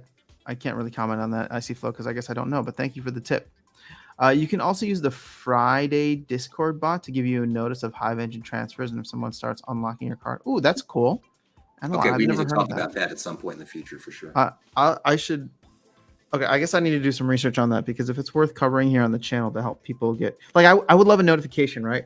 As annoying as they are, if I know that I'm getting the notification, then I can ignore it, right? If I unlock a card and then there's a notification that comes later, it's like fine. But if I like log back in and then I get a notification that a card was unlocked, that'd be really helpful. The new artwork is next level. It's really pushing into AAA territory. I know, man. They got some great artists on the team. I will say that. We might need an after-sound network of creators to rival SPL TV. That'd be so funny. But it makes me think. Maybe we build a business out. Who knows? Man, whatever. I'm gonna get into it here because we're talking gaming. My guess from earlier this year is no real land function until Q3 2023. Yeah, that's when I thought it might get pushed back to because Phase 2 was set for Q2, and if they pushed Phase 1 back, I wouldn't be surprised if they push Phase 2 back. Zach's asking Darkestnyte, have you checked out Woo yet? I'm pumped about all the Hive goodness underway. I think I want to. So I think you've done some content on it after sound. I posted a video. Oh, yeah. I posted a video, and actually, let me just make sure.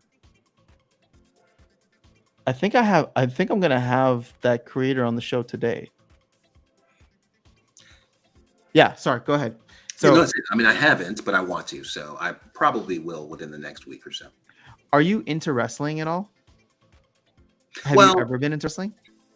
No. So, but I do like the movie Highlander, and that's how it started. So, okay, that's fair. But I have some friends that were professional wrestlers. Mm-hmm. Oh no! Wait, how do your friends that were professional? I mean, I guess you know everybody. Now they do IT. Yeah. And now they do IT. So, yeah, that's actually kind of cool. Yeah. Maybe you should connect them with the people at Woo. Maybe I will. Yeah. So I think I'm gonna have the guy. I'm gonna do an interview with him later today. So. You know what? Then that is motivation enough. I will go and check it out. Actually, so let me offer that. I'm not, because I know this isn't for everybody, but if you do have questions, feel free to either send them here or post them somewhere. Maybe I'll do something on the YouTube community tab. I need to use that more. I've already doxed myself all over social media. It's all good. No worries. 5 for pre-sale, 1 for general. Ooh, 5? Oof, 5 right now would be like an additional $250. So that would make those packs like $7.50. That's expensive. Yeah, see, and that's I would just wait for the packs to get opened and just go buy what I want or do without, right? Yeah. So that's. But man, don't you want the next Halfling Alchemist or Chain Golem? But that's the promo, right? So I would just you would just go buy the promo off the market. Interesting. Yeah. Okay, fair enough. I wonder how much did I spend on. You know what? I bought 550 packs. I bought 550 packs for the Dr. Blight promo when I bought during the pre-sale, and I was getting vouchers, and it took me pretty much the entire month to get that. But there was a point in time.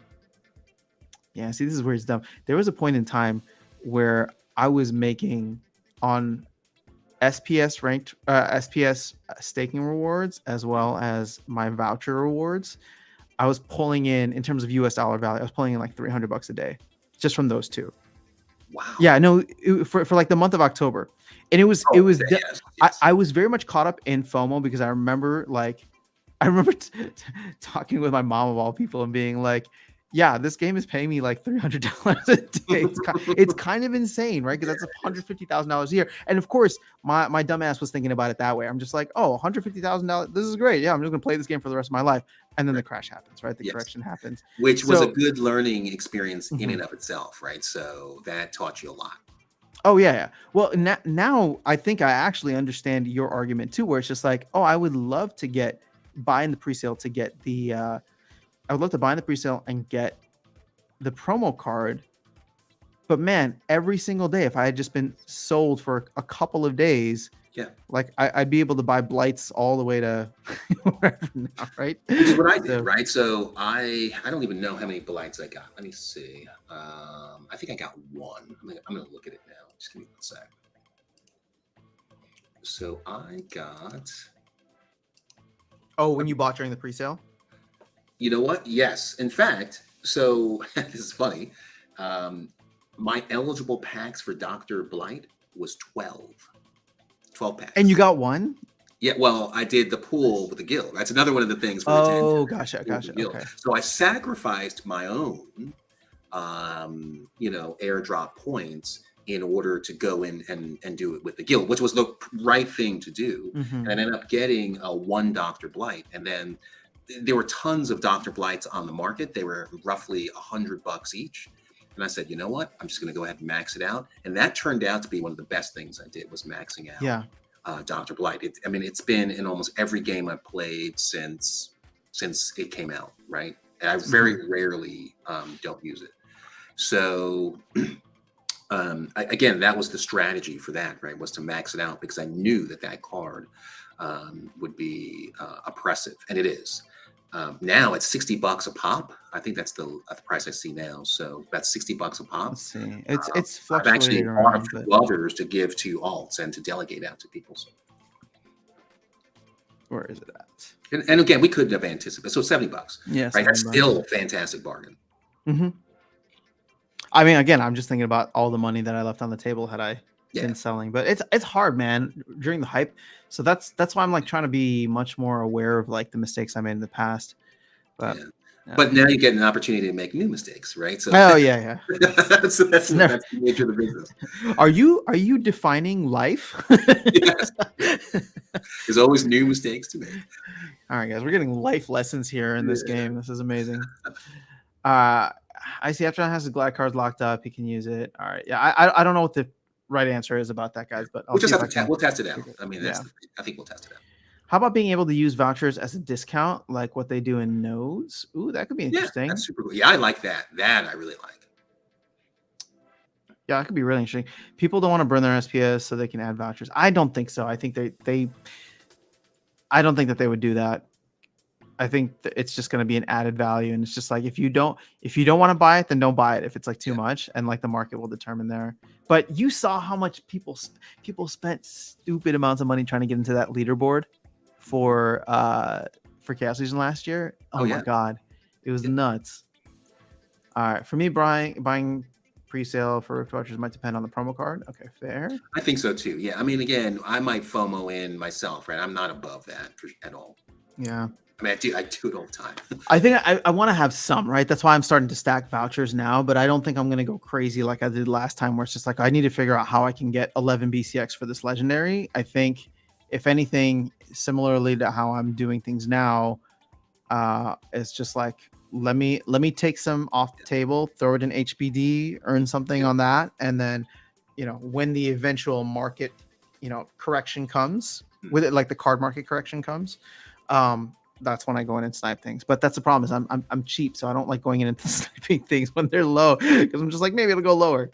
Yeah. So. Hey, speaking of card market, aren't we supposed to have non-card market release this month? Isn't that a thing? Well, I think according to the roadmap, I think it's supposed to be here within 2 weeks. I mean, according to certain previous roadmaps, it was supposed to be here in June, but we won't talk about it. So I have no idea. So I'm not trying to be coy. It's just like, I thought we were going to get this stuff. It was supposed to be done in Q2 is when they originally had it, but stuff's just getting pushed back. So I hope so. But I wonder if that's just not a priority for them right there. Because if they push land back, I wonder if getting two things. I wonder if getting SPS ranked battle and brawl rewards has taken precedent. And then since they talked about node license rewards going live in August, no matter what, right? By the end of August, no matter what, even if the software wasn't ready, excuse me, I wonder if they're frantically trying to get the software ready. Because right now, for the past couple of months, we have all been getting voucher rewards for nodes Yeah. for not doing anything. We're not Yeah, securing that's been anything. great. That's been fantastic. It's been fantastic, but it's also like we're not providing any value to the Yeah. network around SPS, right? So I don't know, if I was on the team, I'd be like, I don't want to be giving all these people free stuff if they're not doing anything with it. Which is So, exactly what's happening, right? So yeah. So good point. That's a real good point. But we'll see. I mean, I hope so. August was supposed to be the biggest developmental month, and tomorrow we're halfway through it. So actually, I'm excited for every town hall. That's just how I am. But we have 2 more town halls before the end of the month. So one of the video or content creation ideas that I had was like, there's 2 town halls before the end of the month, and there's 2 Tuesdays, which is like their major update day. Yeah. So what could we potentially be expecting over the next couple of weeks? Yeah. SPS ranked battle rewards. Maybe we get that. I don't think we're going to get that Tuesday, but maybe we get that in 9 days from now. That'd be interesting, right? But I don't know if they want to wait until the end of the season. So there's a lot there. Yeah, after the next 2 weeks, starting in September, my focus is going to be pretty much getting ready for Splinterfest, right? So I'm not going to care about any. It's me personally, right? I'm not going to care about any developmental things that they release. I mean, it'll be great, right? Sure. And I'll take advantage of them if I can. But my focus and attention will be on Splinterfest. Fair. Okay. All right. For me, buying a pre-sale for Watchers might depend on the promo card. That's fair. Stock Jockey's in the house. What's going on, Stock Jockey? It's good to see you here. Put that on a Splinterlands t-shirt. 3 months is 6 seasons. Nice. I wonder when the card will be available to play at pre-sale. Definitely at a later date. I think they're going to launch. Same with Chaos Legion, right? Like they're just going to launch everything at once.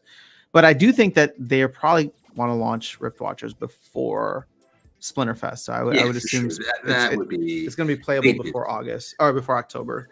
Yeah, I think so too. Untamed was going for $80 during the.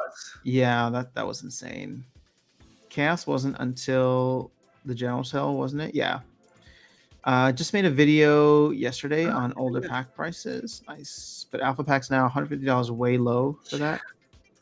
I remember I was buying. So it's a funny story. I was buying those orbs, promo orbs, when they were on from Wax, and I remember when they jumped in price. I was buying orbs for $5 each.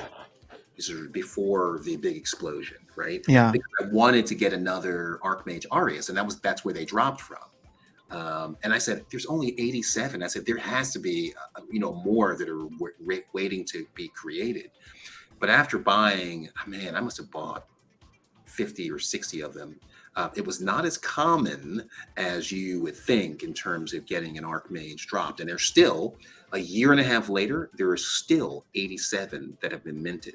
So that means those things were crazy rare. Yeah. You know what's interesting? I've never noticed that on the market page, they don't have a filter for orbs. Because they were promos. I think everything that came from them were promo cards, if I'm not mistaken. Well, maybe not. No, that's not true. Maybe they're beta. They're considered beta. But then like Dice should have been considered beta too, but that's weird. Yeah, I mean that's an interesting thing. Yeah, I don't know. I'd like to, because I always thought Orbs was the mini set to beta, so it's like if Dice has its own. No, I think they were a promo. They were specifically a promo drop. Okay. I don't think it was like a mini set. Okay. Again, one of the other OGs will have to correct it because I never actually bought it. Oh, actually, you know what? I did buy orbs off of the main page. I think for a couple of weeks, I think they were there when I first started playing. Okay. That's fair. But I didn't know that Arius came from them at all. Man, if only, right? So much I didn't know back then. Yeah. So Dice was costing $15 a pack in DEC. Oh, when DEC had started to spike. Yeah. Yeah, I can see that. Any of the older packs are good long-term holds. Vouchers are meant for premium content. It's been hinted that you can never have enough vouchers or SPS. See, okay, this is why it makes me believe they'll never do a discount, right? Because vouchers are meant for premium, and I do believe that any type of pre-sale is going to be considered a premium, right? Yeah, I think so. $20. Oh man, if we got $20 vouchers again, crazy. I'd have to sell my vouchers. I'd be selling. I mean, I sell a portion every day, but I would definitely be selling at that point. Chaos pre-sale costs $12 a pack average. $10 vouchers plus $5.50. Okay, that's fair. But I think both of these prices are going to go up. So we'll see. Sorry, $5 in SPS is not going to go up because that's in fiat. But I feel like voucher prices could increase. Vouchers will spike up when Refreshers presale is announced. The question is how much. Chuny's in the house. What's going on, Chuny? Gather the magic. Learned yesterday you can swap DEC for packs directly on Hive Engine. No need to convert to Hive token. Just swap directly. Oh, that's cool. Cool. Did not know that. Hey, Chuny. What do you think will be the cost to manage a plot of land? I think it's gonna be expensive. Time and attention. Yeah. Well, I mean, but also to like max out cards. Yeah. Which and level up buildings. Yeah. See, that's going to be the thing, right? So it'll be DEC probably to do that. Yeah. So it'll be just another sync, I think. Hey, Gathering, I liked your $10. Yeah, Gathering the Magic's got some great content, guys. Make sure you go and support. Do you think land has bottomed in price? Darkestnyte, what are your thoughts? No, I think we're going to see a spike as we get closer. We'll see it spike. People are going to FOMO in because the question people are going to. Oh no, they're asking if it's bottomed. Oh, I'm sorry. I have it actually covered up, so I have my camera right in front of it. So, do you think we'll see lower, better deals? Oh, yeah. I mean, it's highly volatile, right? So, as we focus on other things, the buy pressure won't be there, and it'll drop lower and lower. I do not think it's bottomed out yet. But again, we don't know, right? There's no way of knowing. Yeah. What was the lowest? I think I saw like 150, maybe 140, maybe even 130. Yeah, lately, because I remember when they were literally selling for was it $30 at one point, right? Yeah. But then last October happened, and then we haven't seen them drop back down. So let's see. I don't see. I'm gonna try to give you a complicated answer here, Chuny. Yeah. They're 180 right now. Yeah. So Chuny, I would say that I think we're going to enter into another short, somewhat contained hype cycle with Rift Watchers, GLS, all this stuff happening. If that happens, I think it only lasts for a couple of weeks, maybe a couple months maximum, right? And that happens probably at some point later this year with all the stuff going on. If that does, if it does play out like that, then I think in the short term, we see land prices have probably bottomed, right? Because I think all asset values tend to rise if the game starts getting hot again. Yep. But it all depends on when the cooldown period happens. And I do believe that cooldown period is going to happen in between Chaos Legion and Rebellion. So if Chaos Legion does sell out sometime this year and Rebellion, that doesn't happen in between. That happens after Rebellion launches. So if Rebellion launches in, let's say, February of next year, and we start to get into that cooldown period, then if that cooldown period gets really cold before the launch of land, then we could see prices dip back down, maybe lower than they were before. But we'd also be much closer to land at that point in time. So I think many people wouldn't want to be letting go of plots. So I would lean towards that we've seen the bottom, but then again, that's a little hopium in me talking. So let me add one other thing into that, right? Please. So the fear and greed index now, right, is a 47, which means we're neutral. Last month, we were at a 15, which was extreme fear of crypto. So which tells me, and I'm starting to see this even, from phone calls I'm getting, hey, tell me about crypto. And that's always my canary in the coal mine, right? Is to which direction we're heading, is how many phone calls I get a day about, crypto questions. And I'm starting to get a lot of them right now. So that combined with the Ethereum merge, right? That's big. And that's going to cause a lot of attention to be focused on crypto over the next couple of months. And so when you combine all of these things, I like you, hype cycle, right? You see that everyone's going to be focused on crypto. If we get to 60, 70%,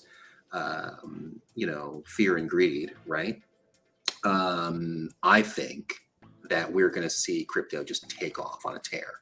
but I think we'll be reeled back in really quickly. So I would base it on that, right? You're going to see a time of opportunity, Yeah. buy things that right now are relatively cheap. You might have an opportunity to buy some land for 100, $80, and then sell it for some, multiplier of that at some point in the future before it goes back down. But I think we're going to get reeled in real fast for this next bear market. That's just my feeling, right? I have no, analysis Yeah. other than just kind of things that I've seen before. And again, everything is kind of tracking to what you would think from that perspective. I don't know if this is just another trap, right? Where we think, oh, the bear market is over, and people just start, piling in again, only to have another bear right after it. Yeah, I mean, I don't disagree with you, Yeah. Darkestnyte. I think so much depends on the macro, right? And Yes. right now, people are feeling good because inflation was down month over month, right? Yep. Between, at least here in the U.S. So markets are happy about that. I don't know what happens in September, but I think everybody was expecting there to be some kind of pivot or turnaround as we head into the midterm elections in November. It's happening. So again, but I don't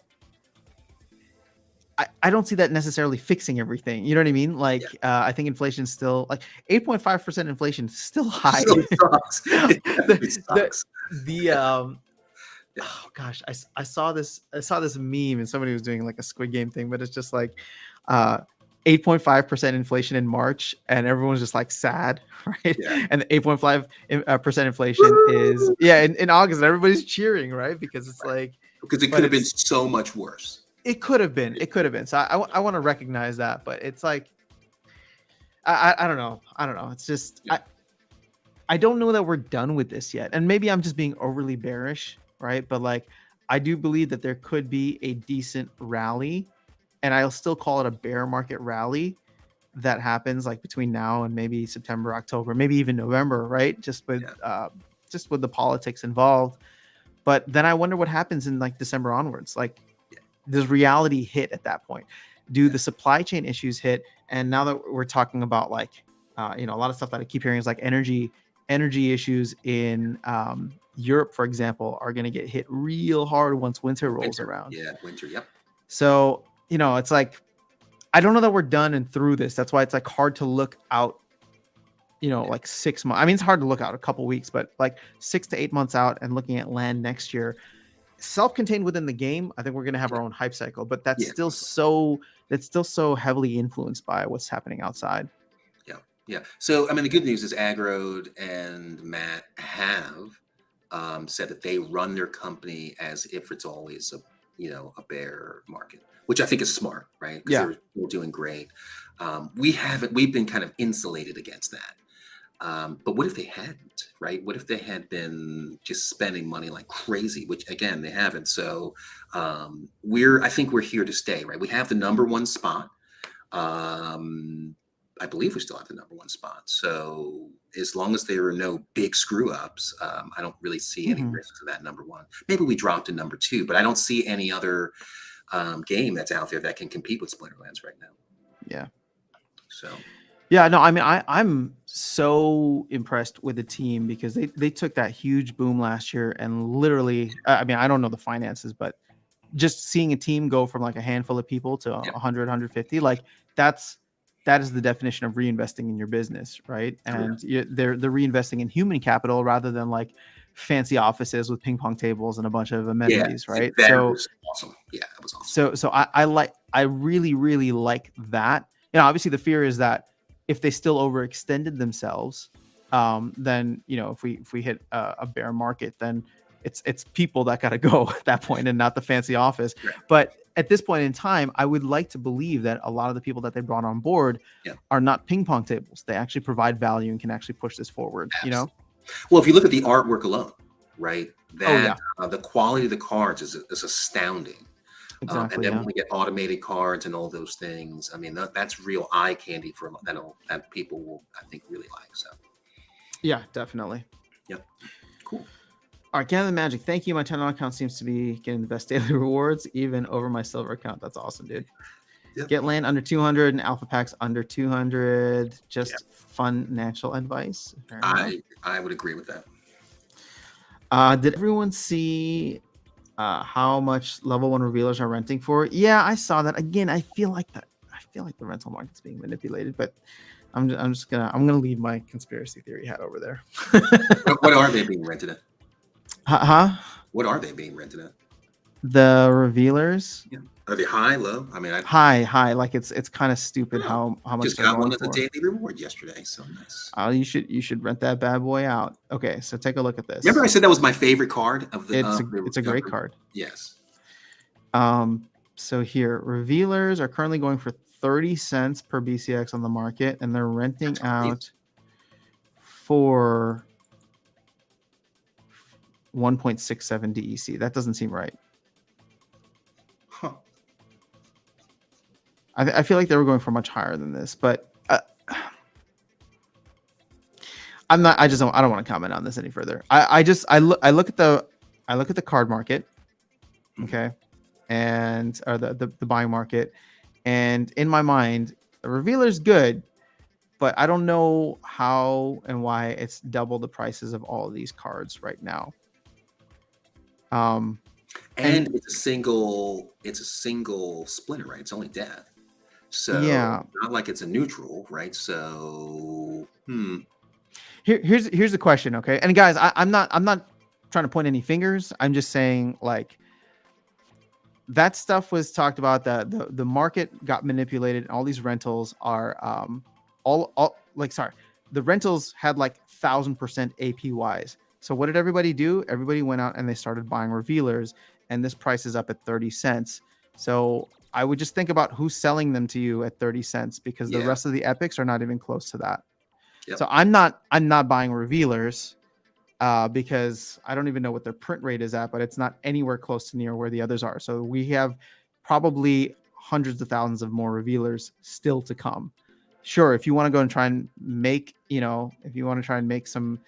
some rent revenue, again, I always get wary chasing APRs because the market is just, so I don't know. I'm staying away from that. I can't back up anything of what I'm saying. I'm just saying, please make sure you do your research on that, because it's well, why do I keep looking at the wrong thing? Printing and distribution is what I want. So that's all I'll say. Market seems like it's being heavily manipulated by who I don't know, by bots or whatever. But wait, how come they don't even have? Oh, here's Revealer. Yep. So Revealer's at 13%. Like, there's still a lot of them to come out. All these guys are closing in on 60%. So yeah, which that's going to be a good opportunity there. Yeah. So here's the thing: if you're buying to max out, there might be better opportunities in the future. At least I fundamentally believe that, with how much more needs to be printed. Like, they'll probably last for a full year, right, at this point. And if you're buying them to chase the rent APRs, I would make sure you do your math properly, because the people who are getting that crazy, stupid APR, they were the ones probably buying when Revealer was down at the 13-cent range with the rest of these guys. Just saying. Yep. Okay, just doubled my DEC, I'm assuming, that I put in Woo token this morning. Time to take profit. Oh, did Woo jump in value? All my Woo staked right now, so. Hey guys, what are your favorite LPs? I don't have one. I love the stable ones. So DAI DEC and BUSD DEC, because there's at least less risk there. I'm not gonna say it's not risk free, but there's less risk. I do not think CL cards have bottomed in prices yet. Does anyone else? That's what I posted yesterday, but I'm curious to get your thoughts, Darkestnyte. It's hard to say, right? I think there are going to be specific cards that may create opportunities, right? And I think that's going to do with the change in the meta. It's really hard to say, right? We don't know what the future legendary summoners are gonna look like, right? Sure. And so they have a heavy influence on the price of cards. So typically, I have seen there's right when a summoner is revealed, there's a quick analysis that's done, and then cards start to go up and down based on that. Yeah. But I find that more often than not, they're wrong. Hmm. And then the real impact of the meta will cause, again, opportunities and things that people were paying a lot for. So those prices might bottom out. So, for example, I'll give you an example, right? So Yasik was announced, and I had a level 2 Magnum. I saw an opportunity to max it out, and I did, but I still have no idea if the Yasik will have the impact from a Magnor perspective Hmm. once the card actually comes out and we see it in play. So Yeah. I may have just got a really good deal, or I might have gotten a really bad deal, and I don't know. I won't know for a couple of months now. So, and I think Yeah. we're going to always see that for every summoner, right? True. Yeah. Yeah. That's The true. things that are meta right now, their price is climbing, may have a dramatic dip as other summoners are released. And I think that's the biggest impact to whether we're bottomed out or not. Fair enough. Okay. So Gathering saying that we're close to the bottom. Gus Z is in the house. What's going on? The Magic Texas? Oh, what? Who are you responding to here? All right. So, I guess you're saying thanks. Yeah, I feel like we're getting close. Probably see one more step down before it levels out for a while. All right, that's fair, Maybe. Kofi. Finally got some gold Gladius for the next brawl. Let's go. Nice. Yeah, that's always a good feeling. I've been more than happy to DCA into chaos cards. Now the price are good enough for me at this point. Yeah. Yeah, I And that's really the feel like I thing, should right? start leveling up my. DCA is the thing, right? That's what you want to do regardless Mhm. of where you think the bottom is or where you think the top is. I try not to really mess around with trying to hit it right at the bottom or sell at the top. DCA is your friend. It's a powerful tool. You let that be your guide for sure. Yeah. Agreed. So Chuni's saying, I think now that there'll be nodes for GLS2, nodes for SPS may go down in price. I think they're going to be completely separate because, again, I don't think people are realizing that the GLS community, at least if the team is even remotely successful in their marketing, the GLS community is going to be very different from the Splinterlands community. And we have maybe 30,000 real players here, a decent chunk of which will not go over to the GLS side in terms of like wanting to be playing and actively there. But I would say that I think GLS has the potential to be way, way more massive. Right. Here's the thing, right? I think crypto is, I think you think this too, right? Crypto is going to be the future, but how do you get that mass adoption?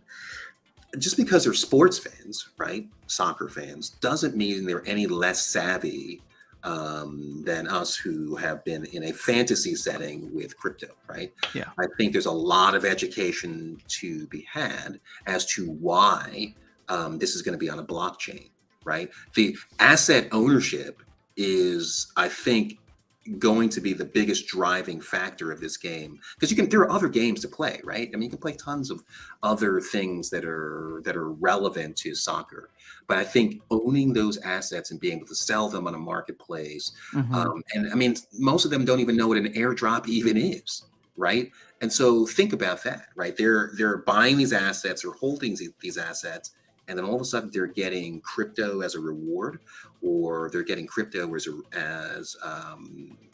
for competition. I think that's going to be new for a lot of people, and I think it's going to be highly addictive. It's almost like gambling, right? So I just think that it's going to bring a bunch of people in. And imagine if they have airdrops for people in the soccer game that are into the Splinterlands, right? They just have a bunch of cards, or maybe they get DC that can only be spent in Splinterlands, right? We have no idea what they're going to do in terms of incenting those people to cross over. Mm-hmm. And I know that I'm crossing over there, right? Because I see the opportunity from an asset ownership perspective. Yeah. I think they're going to be two completely separate ecosystems in the long run. And by the time we get here's the thing. I know they talk about nodes for GLS, Yeah, but I feel like that's way down the line. I agree. Like a year plus, because if they do nodes, or maybe less than a year plus, but think about everything they implemented for the airdrop here with SPS and all the stuff that they're doing after the airdrop. Yeah, I would assume that the airdrop into GLS is just going to get people introduced to it, get people hyped about it, bring in yeah, this potential 100 million soccer fans around the world, or yep, football fans around the world. And then once people kind of buy into the system, then there'll be opportunities to get nodes and yeah. all that. I don't think they're going to rush into that. I just want to play a new game, right? Like if I'm Mhm. gonna have like the first time I get the equivalent of a legendary card in another game, I'm gonna go off, right? I'm gonna start making packs. I don't know what the game's gonna look like, right? But Yeah. or decks and things like that, and I'm gonna want to be competitive, right? I'm not just gonna want to get a couple of assets and not take it seriously. If again, Yeah. if it's a good fun game, then that's gonna be the key. The reason I get excited about GLS is because I feel like there's a legitimate chance to be early to something, Yes. right? And you get to be early to something that's going to have a completely separate audience, Hmm. and that's a benefit of the fact that you are in Splinterlands and playing this game. So Yeah. it's like a benefit of a game that you're already playing and invested in, and then you get this opportunity to be very early to another game. Now, will it be successful? I don't know. Nobody can tell in the long run, but I love the direction that the team is taking Splinterlands. And if they have their hands very heavily in what's going on with GLS, which it sounds like they do, then I would be somewhat confident in the future of that game as well, and to be one of the first people to get airdrop tokens and packs or whatever else you might get, could be really cool. Yeah. And again, what's the impact of the World Cup? Right? Yeah. That's right around the Oh, I corner. cannot Like, wait, man. You know, talk about timing, right? yeah. World Cup time. So imagine you're watching a World Cup and then you see, Splinterlands with GLS advertisement, right? And you're already hyped on soccer. Yeah. So I, if I seem like I'm in a fantastic mood over the next 4 months, just it's because there's so many cool things happening. Not even within crypto, but just like I love World Cup. I love football that's about to start, like American football that's about to start, yeah, or already did start. But fantasy football. We got Splinterfest coming up. We have the holidays. Like there's just so like it's gonna be an awesome like end of the year. I feel like I think so too. I'm just really hyped for it right now. Yeah. You have a lot of comments, man.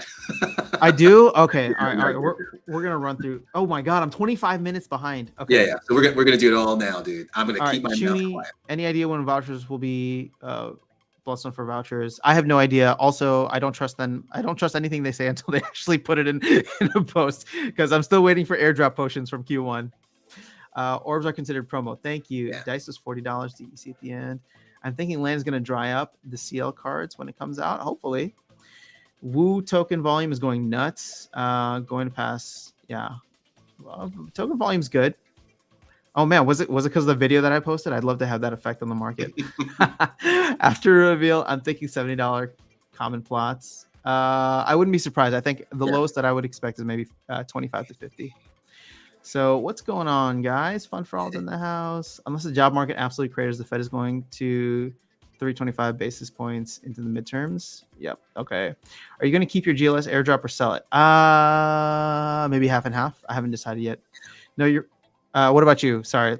No, I'm gonna if I get something that's competitive, right? Something that's really good that I feel that I can play and win, then I'll keep everything, right? But if that's not the case, Mhm.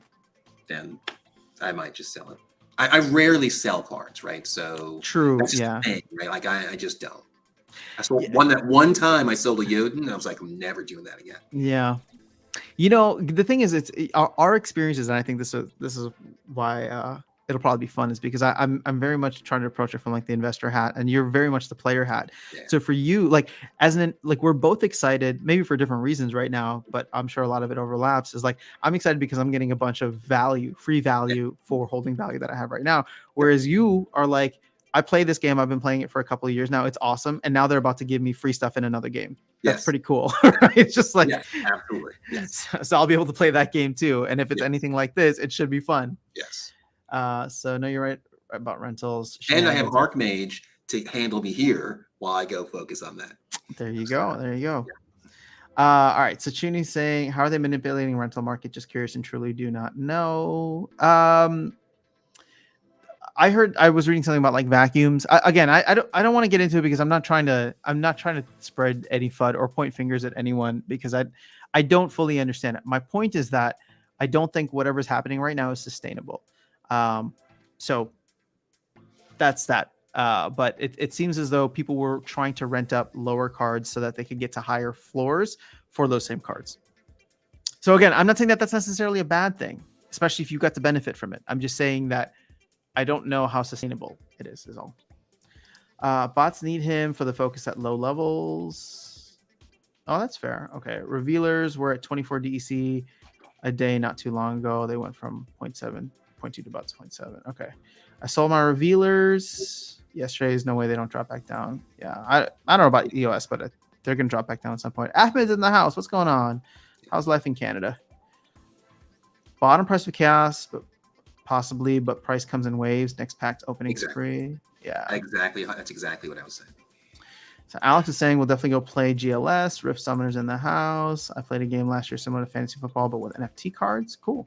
There's that game Rabona, which I was looking into, but I don't think I'm gonna do it because they charge me $10 to play, which is not much, but I'm just like, if I get to it, I'll get to it later. There's just a lot of other projects that I'm kind of dabbling in right now.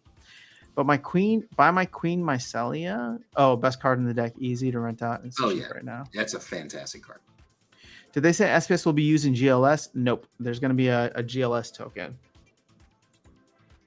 Casino games will be hot. I am excited about. Are you a big gambler, Darkestnyte? I'm not, and I'm fundamentally against it. I play poker, right, but not for high stakes or anything like that. I'm just not a big gambler because when I win, I say, hey, that was pretty difficult to get to. And when I lose, I think about all the things I could have bought, right? So so for me, I would prefer to buy an asset and gamble that will go up in price, or I can use it for in a game or something like that.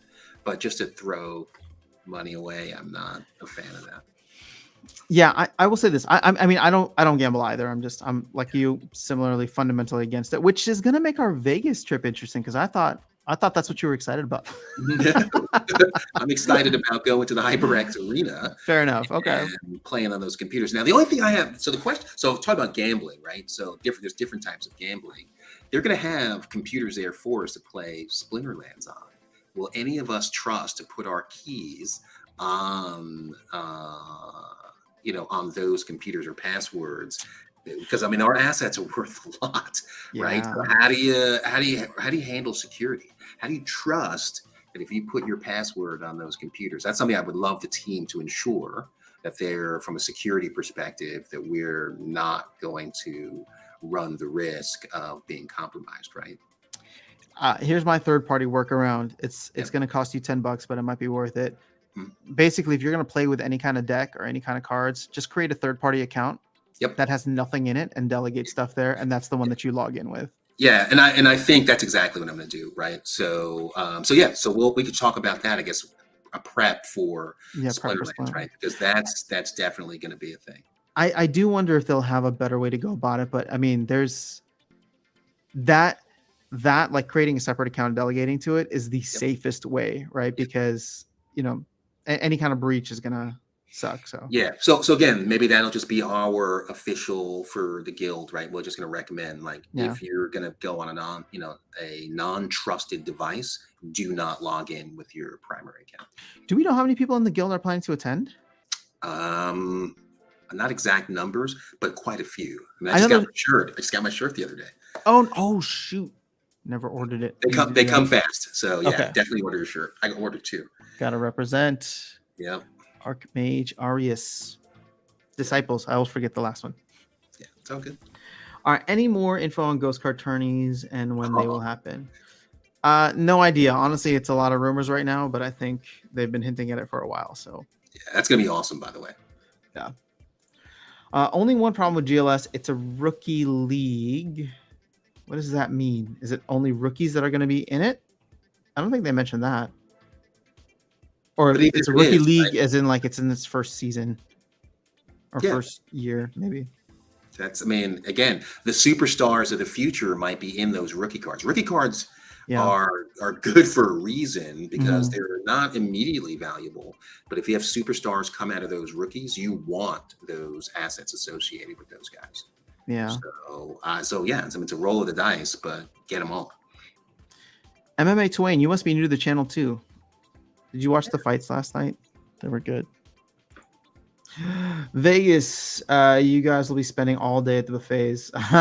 It's why I'm working out now. Actually, I was just talking about that. I'm trying to drop some weight before Vegas. I mean Vegas too. Bless you. Excuse me.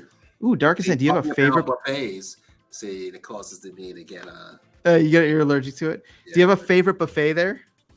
I do not, but again, I know we're gonna do something for dinner. So We gotta do something. Oh, actually, maybe. Well, yeah. I was gonna say maybe if we do like a Vegas buffet Friday, but that might be a little insane. hey, Uh, insane is what we do. yeah, I definitely want to hit up one buffet while I'm there. So Of course. maybe we'll do that. Wait, when are you leaving? Are you leaving Sunday? Sunday as for now, but I Okay. might change. Man, all right. It'd be great to go like Sunday after everything's done, and then I Well, can it'll eat and be feel like Sunday, like garbage. the latest flight out, right? So Latest flight out. Okay. Fair enough. Mhm. I would love to Splinterlands partner with other card games, better than getting everyone in the ecosystem or ecosystem divert or consider it on other games. Yeah, so here, okay, I keep talking about this whole GLS thing, right? Like, I don't think here. Let's talk very clearly about marketing. I don't think GLS is a marketing ploy by the team to get people into Splinterlands, right? I think it's just an opportunity to create a whole new game that's going to have a completely different audience. Now, we just get to benefit in that game by being people who were playing and investing in Splinterlands. But this isn't the like, hey, let's get all these soccer/football people into Splinterlands. yeah, I don't think that's the plan at all. At least that's not how I would approach it. Like they have an opportunity to get a bunch more people there, and I would bet that they're planning on 0 people coming from the MLS PA side of things into yeah, Splinterlands, right? Like that's how I would be approaching it. And if they do, then that's just a bonus. So right. this isn't a marketing thing to me. This is a business opportunity to grow Splinterlands, the company, so that they have Yes, more assets to then reinvest back in. I agree, 100%. Yeah. So Um, we're in a transition phase, right, from yeah. Splinterlands the game to Splinterlands the company. Yeah, and I know a lot of people have an issue with that because it's just like, well, this doesn't benefit the game. How does like the company gets rich off of it, but it doesn't benefit us? And I would say, guys, just look at the last Shit, 4 trust years and especially the last year. I mean, they're reinvesting so much of what they make back into yeah. resources for the game currently and what we're getting. So And it does benefit you, right? If Splinterlands the company is strong, right, and they're not going anywhere, then that way you get to have assets that are worth something, right? What's the mhm. worst possible outcome that we could have? That Splinterlands the company goes bankrupt, right? And then what do you have with the assets, right? You have no more development happening, and those assets just drop in price until they're worthless. That's not what you want to have happen. Exactly. Yeah. I mean, it's not a perfect like connection, but you know, SPS will probably be the best way in which you could invest in Splinterlands, the company. It's not a real investment, so don't look at it like that. But if you want to have exposure to what Splinterlands is doing as a company broadly, I still need to make a video about this. So I'll try to do it today. But the Splinterlands as a service thing, I think, is huge, Yeah. right? Like they are trying to, from a company standpoint, not a game standpoint, but they want to be this, you know, platform that helps other games get onboarded and use a lot of the resources and structures that they've already built, right? Whether it's this Hive delegation or Hive setup or accounts, things like that, resource credits, all these different things that they've done and they've created structure for. They would love to be able, or not love, but mention that they want to offer that as, you know, Yeah. B2B, right, to other businesses, other companies that are trying to get in, so that these companies don't have to build it from the ground up. Yeah. And Matt literally said that their plan is to either require these companies to stake a certain amount of SPS to take advantage of the services, or pay them for the services in SPS. So when you talk about big money coming in, right, to build these games, they're going to be transacting in SPS, which makes SPS much more volatile, but hopefully to the upside. Valuable. Yeah. And I would say, I mean, if you can kind of look into the future and this is the direction, I would not be surprised in the near future to see either a new company spin off, right, that focuses on game development for others as a service, right, or a name change for Splinterlands, which we've already seen once, right? It used to be called Steam Monsters. Now it's Splinterlands, and it may change to something else, right? That's all encompassing. Right, there'll be like, how many times do you have to explain to either the press or even a potential user or an investor, hey, what is Splinterlands? Right, I mean, that's a conversation that you have to have every time. But if your name reflects what you're really about, then you can skip that step and then move on to really providing value. So I mean, again, I'm open to all of it, right? Like, again, just grow the company, get strong, survive this bear market, and as Matt says, get us ready for the bull market. That's coming, right? Yeah, that we know is coming. So eventually, but yes, I agree.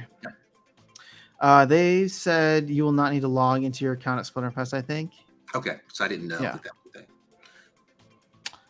Interesting. Maybe they'll just do like snapshots and you type in your username and then you can pull up your cards. That would be fantastic. Yeah, that would be great. Yeah.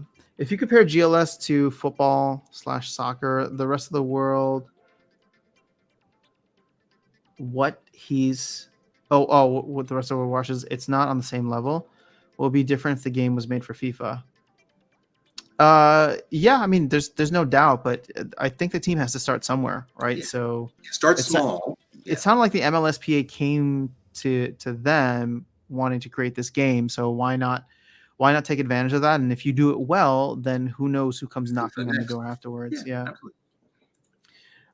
More looking forward to this one's tower defense game. Oh, yes, that's gonna be fun. Yeah, I smile every time I even think about that. So yeah, it's gonna be great. I'm a big fan of tower defense. Anything like arcade-ish, I think could bring more people in. So there's a lot that they're working on. They're positioning the company to look like Gala Games for the next bull run, in my opinion. Yeah, I would agree. And that's the thing. So Gala has game-specific nodes too, right? So they have different types of nodes. I think it's just one. I think it's just Gala nodes, but those nodes give you stuff within the games. But somebody please correct me if I'm wrong. I'm pretty sure that they have some games. Is it game specific? Okay. Yeah. So like there are different types of nodes that you can get. So. Gotcha. Yeah, I mean, I like what the company is building out. I like what the team is building out in the long run. And again, I may not play every single game, but if they have this kind of like interoperable ecosystem that, I don't expect GLS to use SPS and DEC. I mean, maybe vouchers, since some people have talked about that, but I wouldn't be surprised to see the Splinterlands ecosystem grow with more things, right? So if there's this tower defense game, if there's a lot of other games that they want to bring into the mix that use Splinterlands assets, I mean, like I said, I still want to see that. I still want to see a Magic the Gathering style game that uses cards as they are, with mana costs and all that. Oh yeah. I think that, or mana costs and then like land similar to Magic the Gathering type of thing. Also, I'm still waiting for. We got Angry Scavos. Oh yeah, we got a new Scavo that just got revealed. Yeah, so there's plenty of opportunity here, guys, for us to do some. Who can develop, man? How hard is it to find somebody who can like develop this stuff? We just want these cool games. I just want Angry Birds should not be that crazy, right? It depends, right? So again, I think it's the actual game mechanics behind it. But yeah, you could hire developers, right? But I think just knowing what I know about you, I think you'd want to be involved, right? And not just handing it off to somebody. Well, I mean, the thing is, I'm not technical enough, right. So I wouldn't be able to develop it myself. So if I was to ever create a game, I would either need to hire developers or or partner with like a CTO, right? Somebody who can like, handle that. But then it's just like, what am I bringing to the table? Yeah, you provide the tunes, man. I can provide the tunes. I feel like I got all these different ideas, but I'm sure I'm not. I'm sure people have better ideas. It's just, I don't know. I just want to see these things as a fan, and it's just like part of me, like the success that I've had, I feel like in my life and a lot of projects that I've gotten involved in is like, if I want to see something and it's not there, Right. I'm probably not the only one. And if I just start doing it, then be able to get something cool out of it. So I mean, actually, this channel is part of that, right? I wanted more content on Splinterlands and for people to talk at all different levels. And at the time, it was the main content creators were Dwayne and Bulldog, and it's just like pre-Chaos Agent. I'm playing in bronze, right? Right. So like all the stuff that they're putting out, which again, this is not a knock on them, but it's just like I'm watching what they're doing, their games, their strategy. I'm just like, this is diamond. This means nothing to me, right? So it's just like, let me start talking about the game at my level, connect with other people who are playing it, and I mean, here we are, almost a year later, which is kind of crazy, and we got an awesome little community here. Yeah, and you show the progression, right? So like we talk about all the time, we are documenting this journey. Yeah, Years from now, we'll look back at these videos and we'll see, oh, they were right about that. Oh, they got that wrong. I think that'll be a year of content right there to go through old videos and just see where we've gotten it right. yeah.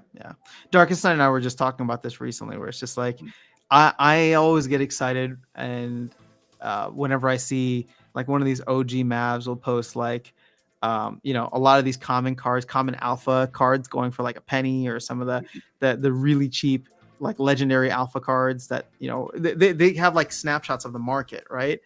And so like it's cool for them to share that, and I'm just like, oh well, now me and a bunch of other content creators have like The same thing. literally a document for like the last year of not just pictures but like videos, so we can get a full context of like where the game was. So now what'll be interesting is like, let's say in between Rebellion, or halfway through when Rebellion is out, Yeah. when people like right now, all you do is you go into the Mav chat, and then a lot of Mavs will be really like snarky and uppity about it. They'll be like, yeah, we saw the same thing with Untamed, and it's just like, it's so easy to dismiss those comments. Yeah. But now it's just like, you'll have all types of content of people being like, yeah guys, it sucks right now, there's no development happening, card prices have plummeted.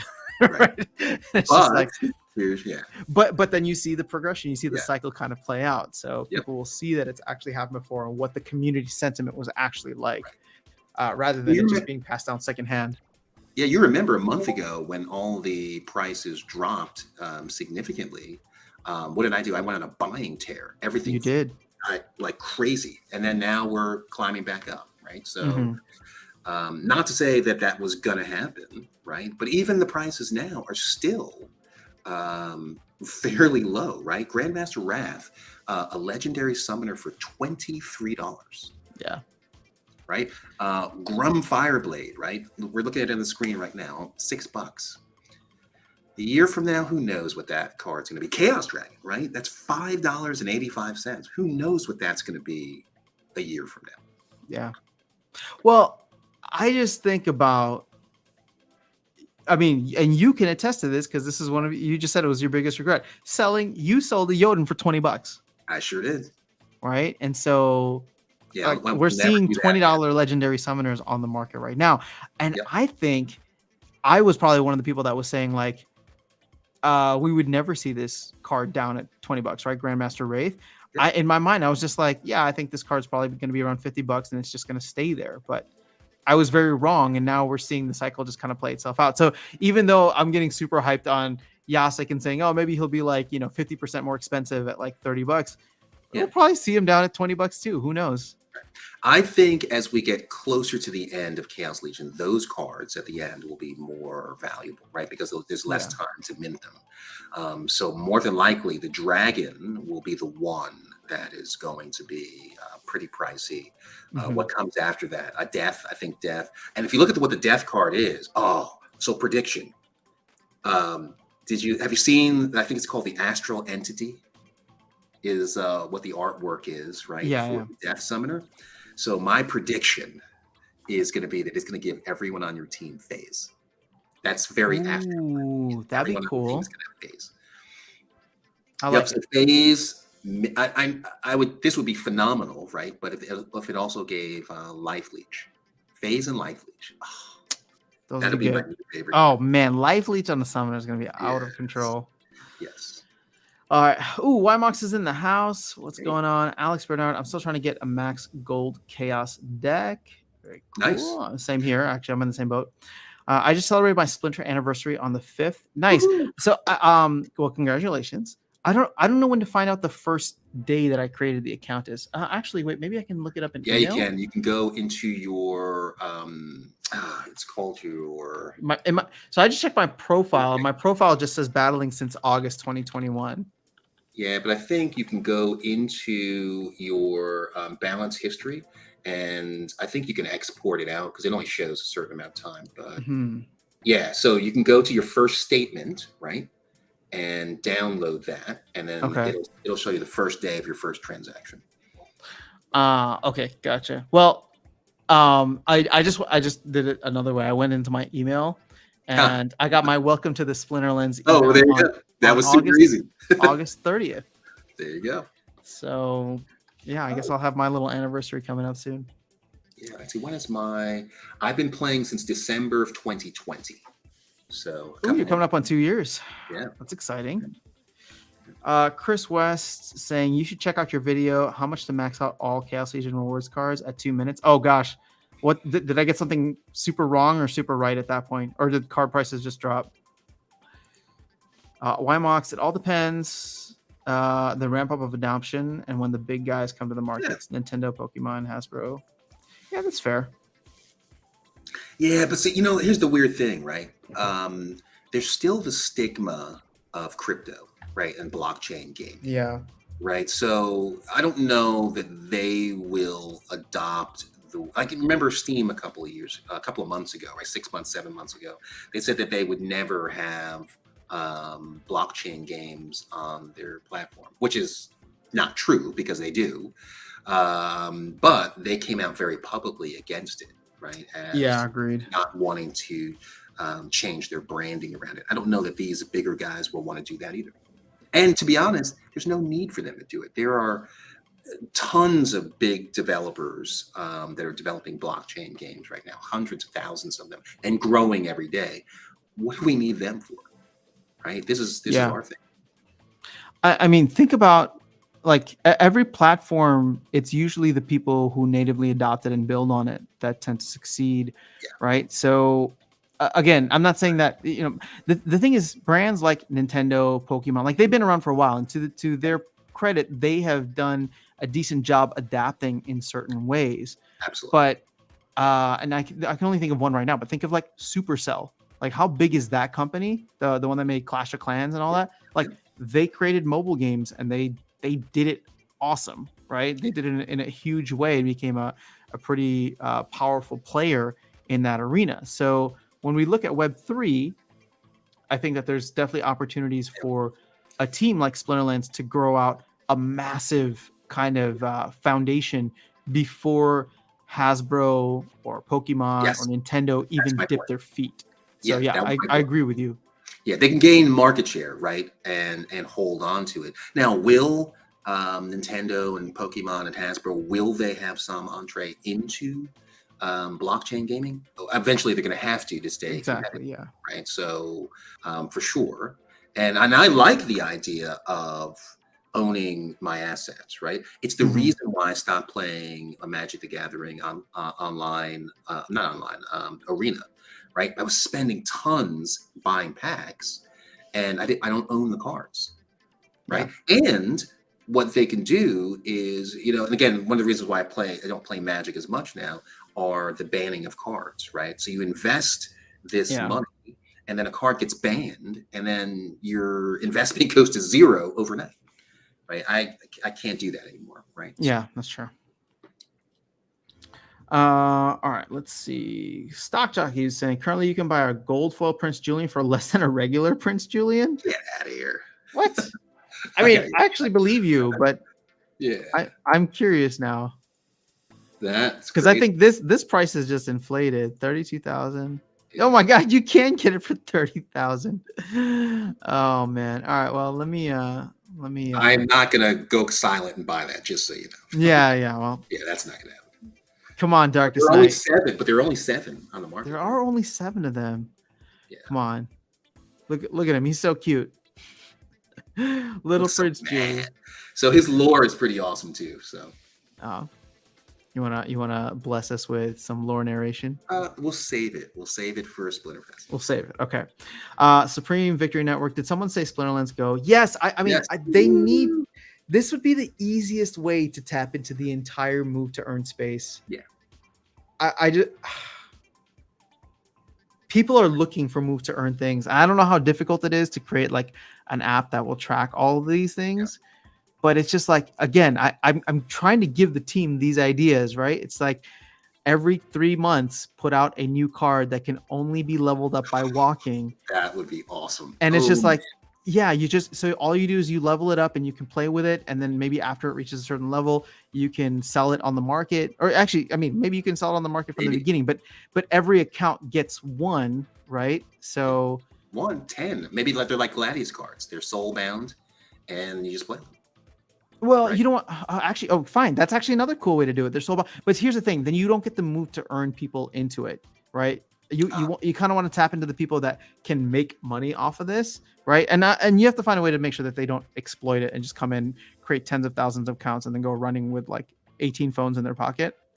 But this is a step. This is an Oh, issue, and one this of is those an issue in Splinterlands guys. stepping. Yeah. But I mean, yeah, I don't know. There's huge opportunity there. My point is that mainstream adoption needs to happen for other people who Oh, are scared of crypto. Absolutely. Yeah, absolutely. I agree with that. Great point, Max. Any cards you regret buying at high price and it tanked in the bear market? Gold foil O'Shaughnessy. All of my O'Shaughnessy's actually. Yeah, anybody named Jin O'Shaughnessy. Yes. I regret I buying. have one. Mine would be Ulster Rotwell. There you go. Yeah. And that was my big over purchase. But here's the thing though. It's good, right? It It's is. me, it's the equivalent of a Mylar for Magic. And if I know somebody's gonna play Magic and then with Amplify, I usually win those battles, right? So I mean, it's one of the best cards for back to basics rule sets. oh yes. Oh, absolutely. Yeah, absolutely. Yeah. So again, the regret is paying as much as I did and then seeing it drop by 50%, actually drop in half. But is it still a good card? Yeah, absolutely. Right. So I mean, and it's modern, right? So that's a benefit right there. Interesting. Okay. Yeah. So O'Shaughnessy's and the Venari Wavesmiths. I was buying too many of those. Oh, Fanary $2-3 Wave. Yeah, bucks. that one. And again, that's still a great card, right? It is just Yes, not and worth that much. but there are other paper. cards with Protect, and I think that's what killed it. Yeah. Or better cards to play in. Oh no, you know what? Kelia killed it. Never mind. Kelia. Well, losing Ulrich killed it, is what it is. But yeah, Kalia essentially. Yeah, Kelia. So we need the Farmlands event per Wymox. Yeah, Framlands event. I don't know what you mean by that, and how that took off in Facebook. Oh, are you talking about Farmville? Yes, I would love for there to be a Farmville. That's kind of why I'm into decrops, just because I wonder if that could be. I used to play Farmland. I never years did. ago. Was it It was good? good. It was super good. I enjoyed it. All right. Darkestnyte, it's 11:23 here for me. I'm thinking that we should 10 wrap more up minutes? soon. Yeah, Yeah. 10 more minutes. Yeah. All right. If you guys want to get your questions in, we can wrap up soon, and then I'm hungry. I'm Me gonna get some too. food. Well, if the bigger guys come to the market, according to Chuni, the company will be positioned as a great acquisition target along with Gala. That is probably a thought for the team too. Well, guys, here's the thing, right? When these bigger companies come in, this is why I'm still big on the Splinterlands as a service. They don't want to start from the ground up, and they may not want to acquire, but they will pay Splinterlands for a service that helps them with Hive account creation, resource credits, delegations, all these types of things that the team has built, and they have to pay for that in SPS. So that's what I'm excited about. And here's the thing, right? With nodes, if you're an owner in the network, right, and you're providing part of that service, it's not just buying, the developers and company. They have to pay us too to handle all that processing. And I think if I understand Matt well enough, I don't think they would sell the company before nodes are online and they're fully decentralized or centralized. They would Yeah. sell their portion of it, but what good is that without the other part? I So, mean, maybe I'm just being optimistic here, but I don't think Matt would sell the company. Period. yeah, but Matt's not by himself, right? Matt. So True. you have Matt, you have Agro, you have all the other founders, right? There's a He may third get there's a third outranked. board member, but Yeah, I think it's not up to him. I think they realize that they have somewhat of a golden goose here. Yeah, I mean, think about it, right? And again, I know that I'm saying this as can sound nefarious, mhm. but they're in complete control over the economy of this game. And at any point in time, they could release a new feature and sell it. They Yeah, could release a new token and distribute it to themselves and literally print money. yeah. They lose that control unless somebody comes in with $1 billion buy-in investment, right? Like it's We just see that all the time. We see those kinds of offers you can't refuse all the time. maybe, sure, but yeah, I don't know. I just feel like I don't know. Yeah. And imagine if you are an asset holder in something like one of those offers, right? It True, would yeah. go absolutely bonkers. Anyway, we're hyping ourselves up, so opium. Yeah. Yeah. Ooh, another new person here. Fipso123. Question. Welcome, first of all. Question: do you think people could still sit on DEC to wait for its value to go to peg so they can buy more? I mean, yeah, I think you We can know sit. we know where it's supposed to go, where they want it to go, but Yeah. when will it get there? We have no way of knowing. But right now, you know that's cheaper than it should be. That's a good opportunity. Yeah, I think Icy Flow said something in the comments section of one of my videos that like people aren't realizing that DEC is going to get shut off in 2 weeks if they actually flip over to SPS Rank Battle Rewards. Yes. So that will stop the flow of DEC. So that could make things interesting. Yep. Especially with new brawl rewards, right? Mhm. So because you have to level up your guild halls, right? True. So Yep. like, how do you do that? So you're going to have to either burn SPS to create the DEC that you need. Yeah, agreed. I think guilds are going to be a huge sink for that. Butters is in the house. What's going on, Butters? We're about to hop off here in a minute. Mitchell's asking or saying about my level 6 gold foil nightmare for much cheaper than a regular foil. Nice. Yeah, there's going to be some arbitrage opportunities in the market if you find them. Wymox is saying MTGO was the original aspect that you owned your assets. Arena was them trying to meet the old platform styles. Yes. Yep. Well, not old platforms, but it was just like Magic the Gathering was around before the internet came out, wasn't it? Yes. And so it was like when the I mean, it was popular before the internet got really popular. Yes. And so I just feel like when all of a sudden you didn't have to go to a friend's house and you could play with anybody online, that was them trying to meet that. But their UI sucked, I think. Yeah. Well, that's a different thing, but yeah. Yeah. So Mitchell's saying Coin Hunt World is an existing Pokemon Go equivalent. You just have to stop. You just have stops to take keys. Then you answer a trivia question and get crypto. What? Is this still there? I'll do that. Why not? That's interesting. Free crypto for going around and walking. Niantic made their data public, so anybody can use it. I did not know that. Thanks, MMA. I don't know what I would do with it, but I'm sure there's some cool stuff in there. Need to buy more Shaunas, bring down that cost basis. I know I haven't. I should have bought him when he was like under $2. Flappy Furious Chicken. How did we not think of this? Oh my gosh, you're right. You remember Flappy Bird? Oh yes. Dude, that game was crazy. I never played it. Maybe I tried it once, but I just remember the developer of that game. It was a single guy, and he made the game. And there was a point at which he was earning $50,000 a day from the game. Wow. Yeah, no, it was insane. And I mean, people like the press was all over him, whatever. And then I think he was just somebody who wasn't like, he made it for fun, wasn't expecting the success, and then didn't like it or didn't handle it well, because like obviously everything just kind of went away. But one of the interviews that I remember hearing or him talking about it was just like, yeah, he's like, I just wanted to make a game. Like I didn't want to be like, I didn't want there to be all this like random stuff and like magazines or not magazines, but like outlets like trying to reach out to me and talk to me and ask me what the future of my studio is. He's like, I just wanted to create like a simple game that went absolutely viral. But yeah, it's crazy.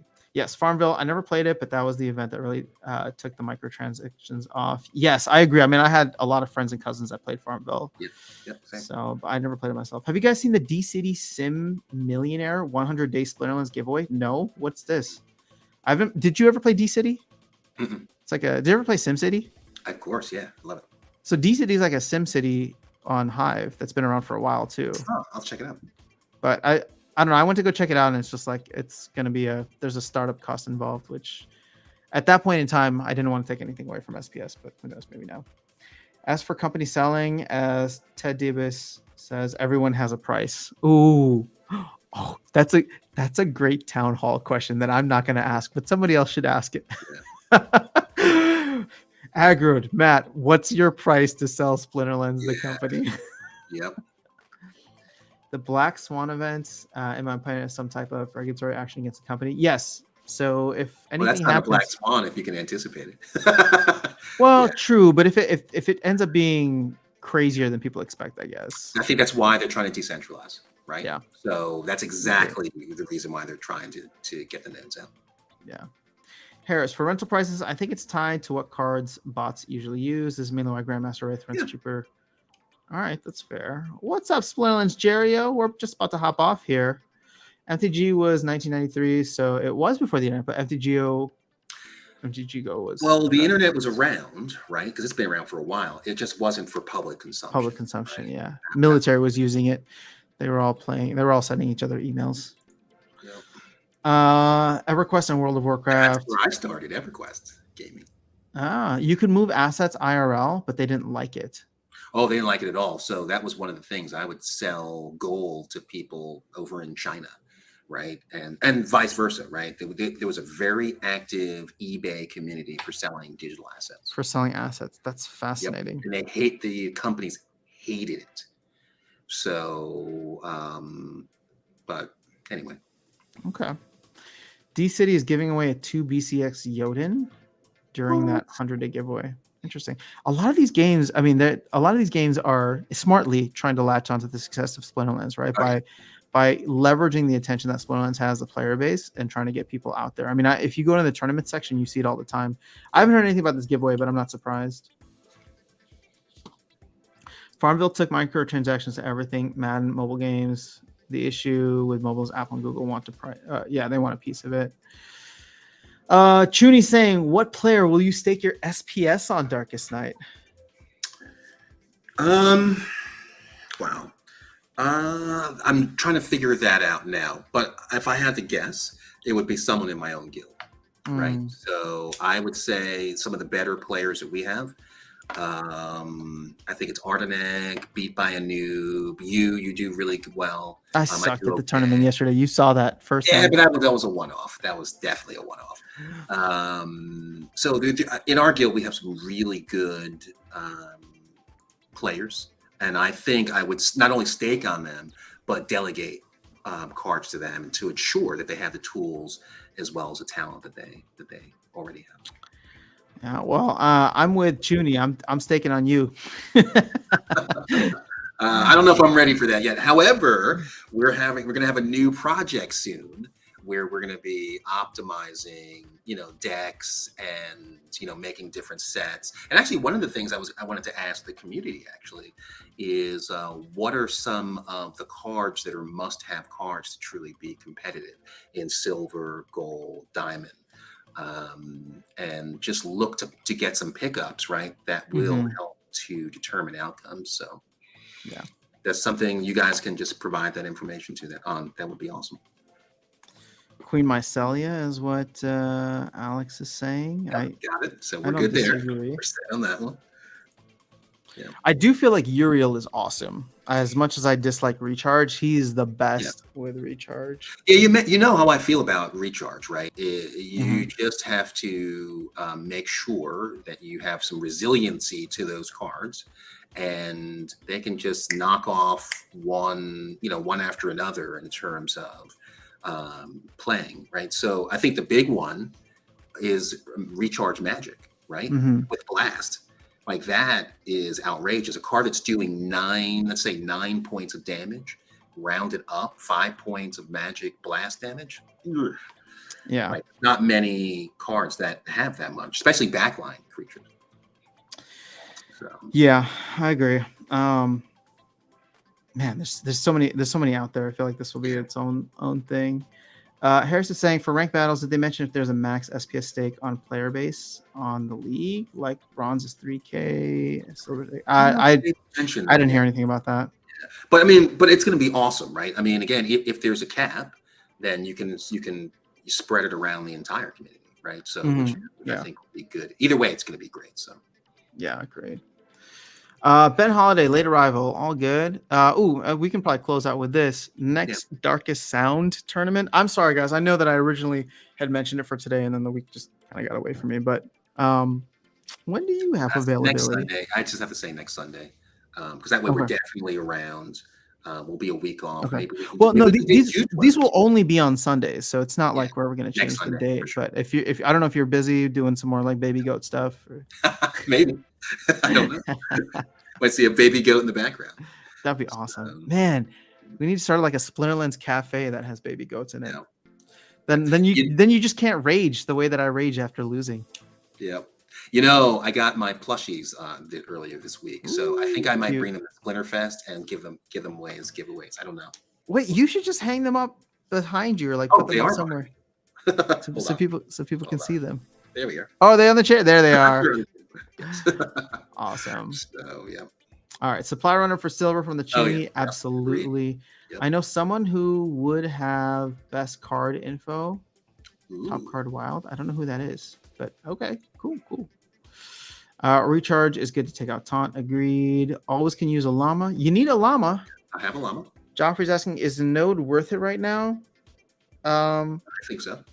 Yeah, it's. I mean, again, it depends, right? Like, do you want to be part of the movement, the decentralization movement? There's a 60-something% return on nodes, so it's not a terrible way to, put something in. I wonder if there'll be a point of diminishing returns for SPS delegation. There will be. So the more SPS is staked on the person, the less that you will earn from them. I got 2 baby goats if you want some. What? No, I do not want baby goats running around my house eating everything. But sweet. I'll see you next Sunday. I can goat sit. That I will do. Yeah, I can goat sit. That's good. Darkestnyte should tune into Chummer Bomb to find out. Yeah, we got to do that with Luthien. I think we can only do that on a Sunday. So maybe we'll plan to do. Maybe we'll have like a super Sunday next week where we'll do the tournament first, and then we'll have Luthien come on and do Bummer Chum. Right. So that's what. So I'm assuming, because I've never seen that, right? So I'm assuming we've never done it. Okay. Okay. So that's why I've never seen it. So I'm assuming you put a card up and everybody says bum or chum. Yeah, well, so here's. Oh, you know what? Because I should. Well, actually, I shouldn't be the referee because I'm the one. Basically, I kept on calling a bunch of cards bums. I was going edition by edition, being like, "This card's a bum. This card's a bum." And then she was in the comments getting offended by it because she's like, "I use that card to get me this win, and this one's so good. Don't talk about my cards that way." Kulu Swim Hunter, man. How long was that a joke for? Yeah. And then she started sending me battles on Discord, and she's like, "Look at how good Kulu Swim Hunter is." I'm just like, "Yo, your team was carried by Demon Shark. Don't even give me that." I watched the battle. Your team was carried by Demon Shark and Deep Lurker. Get out of here. But I want to do it in a way where like we can do bum or chum, and then if there's, I don't know, I have to find out what website it is, but if there's a website that shows win rates by cards, I would love for us to like each give.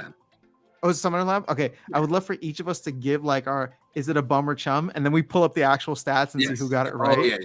So we'll do the tournament first next week. And then, we'll probably, because the tournament, we only have a few players. I mean, we don't have like a massive amount. So there aren't that many rounds. So we can usually get that done in like an hour and a half. Yeah, so we can spend the next like 30 minutes afterwards going through that. Yep. Cool. All right. I got 2 baby mini donkeys also. All right. I don't know what kind of farm you run in there, but yeah, they actually had those there as well. Oh, they had mini baby donkey. They weren't interacting with us, but I never realized how smart donkeys can be until yesterday. Okay, let's close out the stream with this. How are donkeys smart, please? So they were behind a fence, right? But they had eaten all the food inside of their cage, and they like grass, right? So what they did was one stuck his head underneath the fence. It looked at me and then pointed its nose towards the grass. And I said, "You want that?" And so I picked it up and then fed him the grass. And he was like, "Fine, that's exactly what I wanted you to do." So I'm thinking the donkey might think that, "Oh, these are smart humans all of a sudden." And so, but it was pretty easy to communicate. They communicated very quickly what they wanted. And I was like, I That's was impressed. They fascinating. were super impressed. And he Okay. followed us around. He's like, "Hey, you want some more grass?" And they just interacted very intelligently. So That's cool. I did never not knew. know that. All right.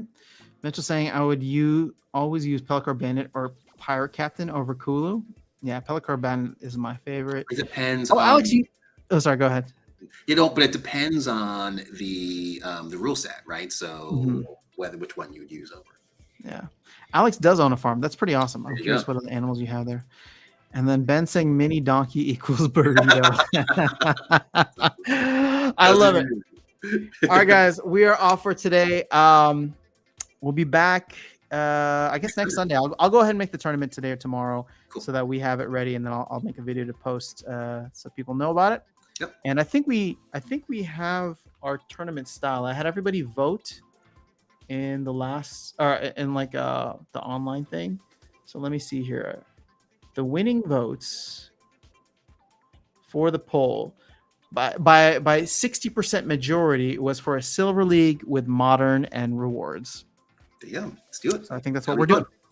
All right, guys, have an amazing rest of your day, your week. I'll be back live on Tuesday, and I will catch you all then, and hopefully have some more content. There'll be some Woo content coming out soon. So if you want to ask any questions, I'm going to post something on YouTube right now in the community section where you can go and ask your questions. So I'll chat later. Take care. Fantastic.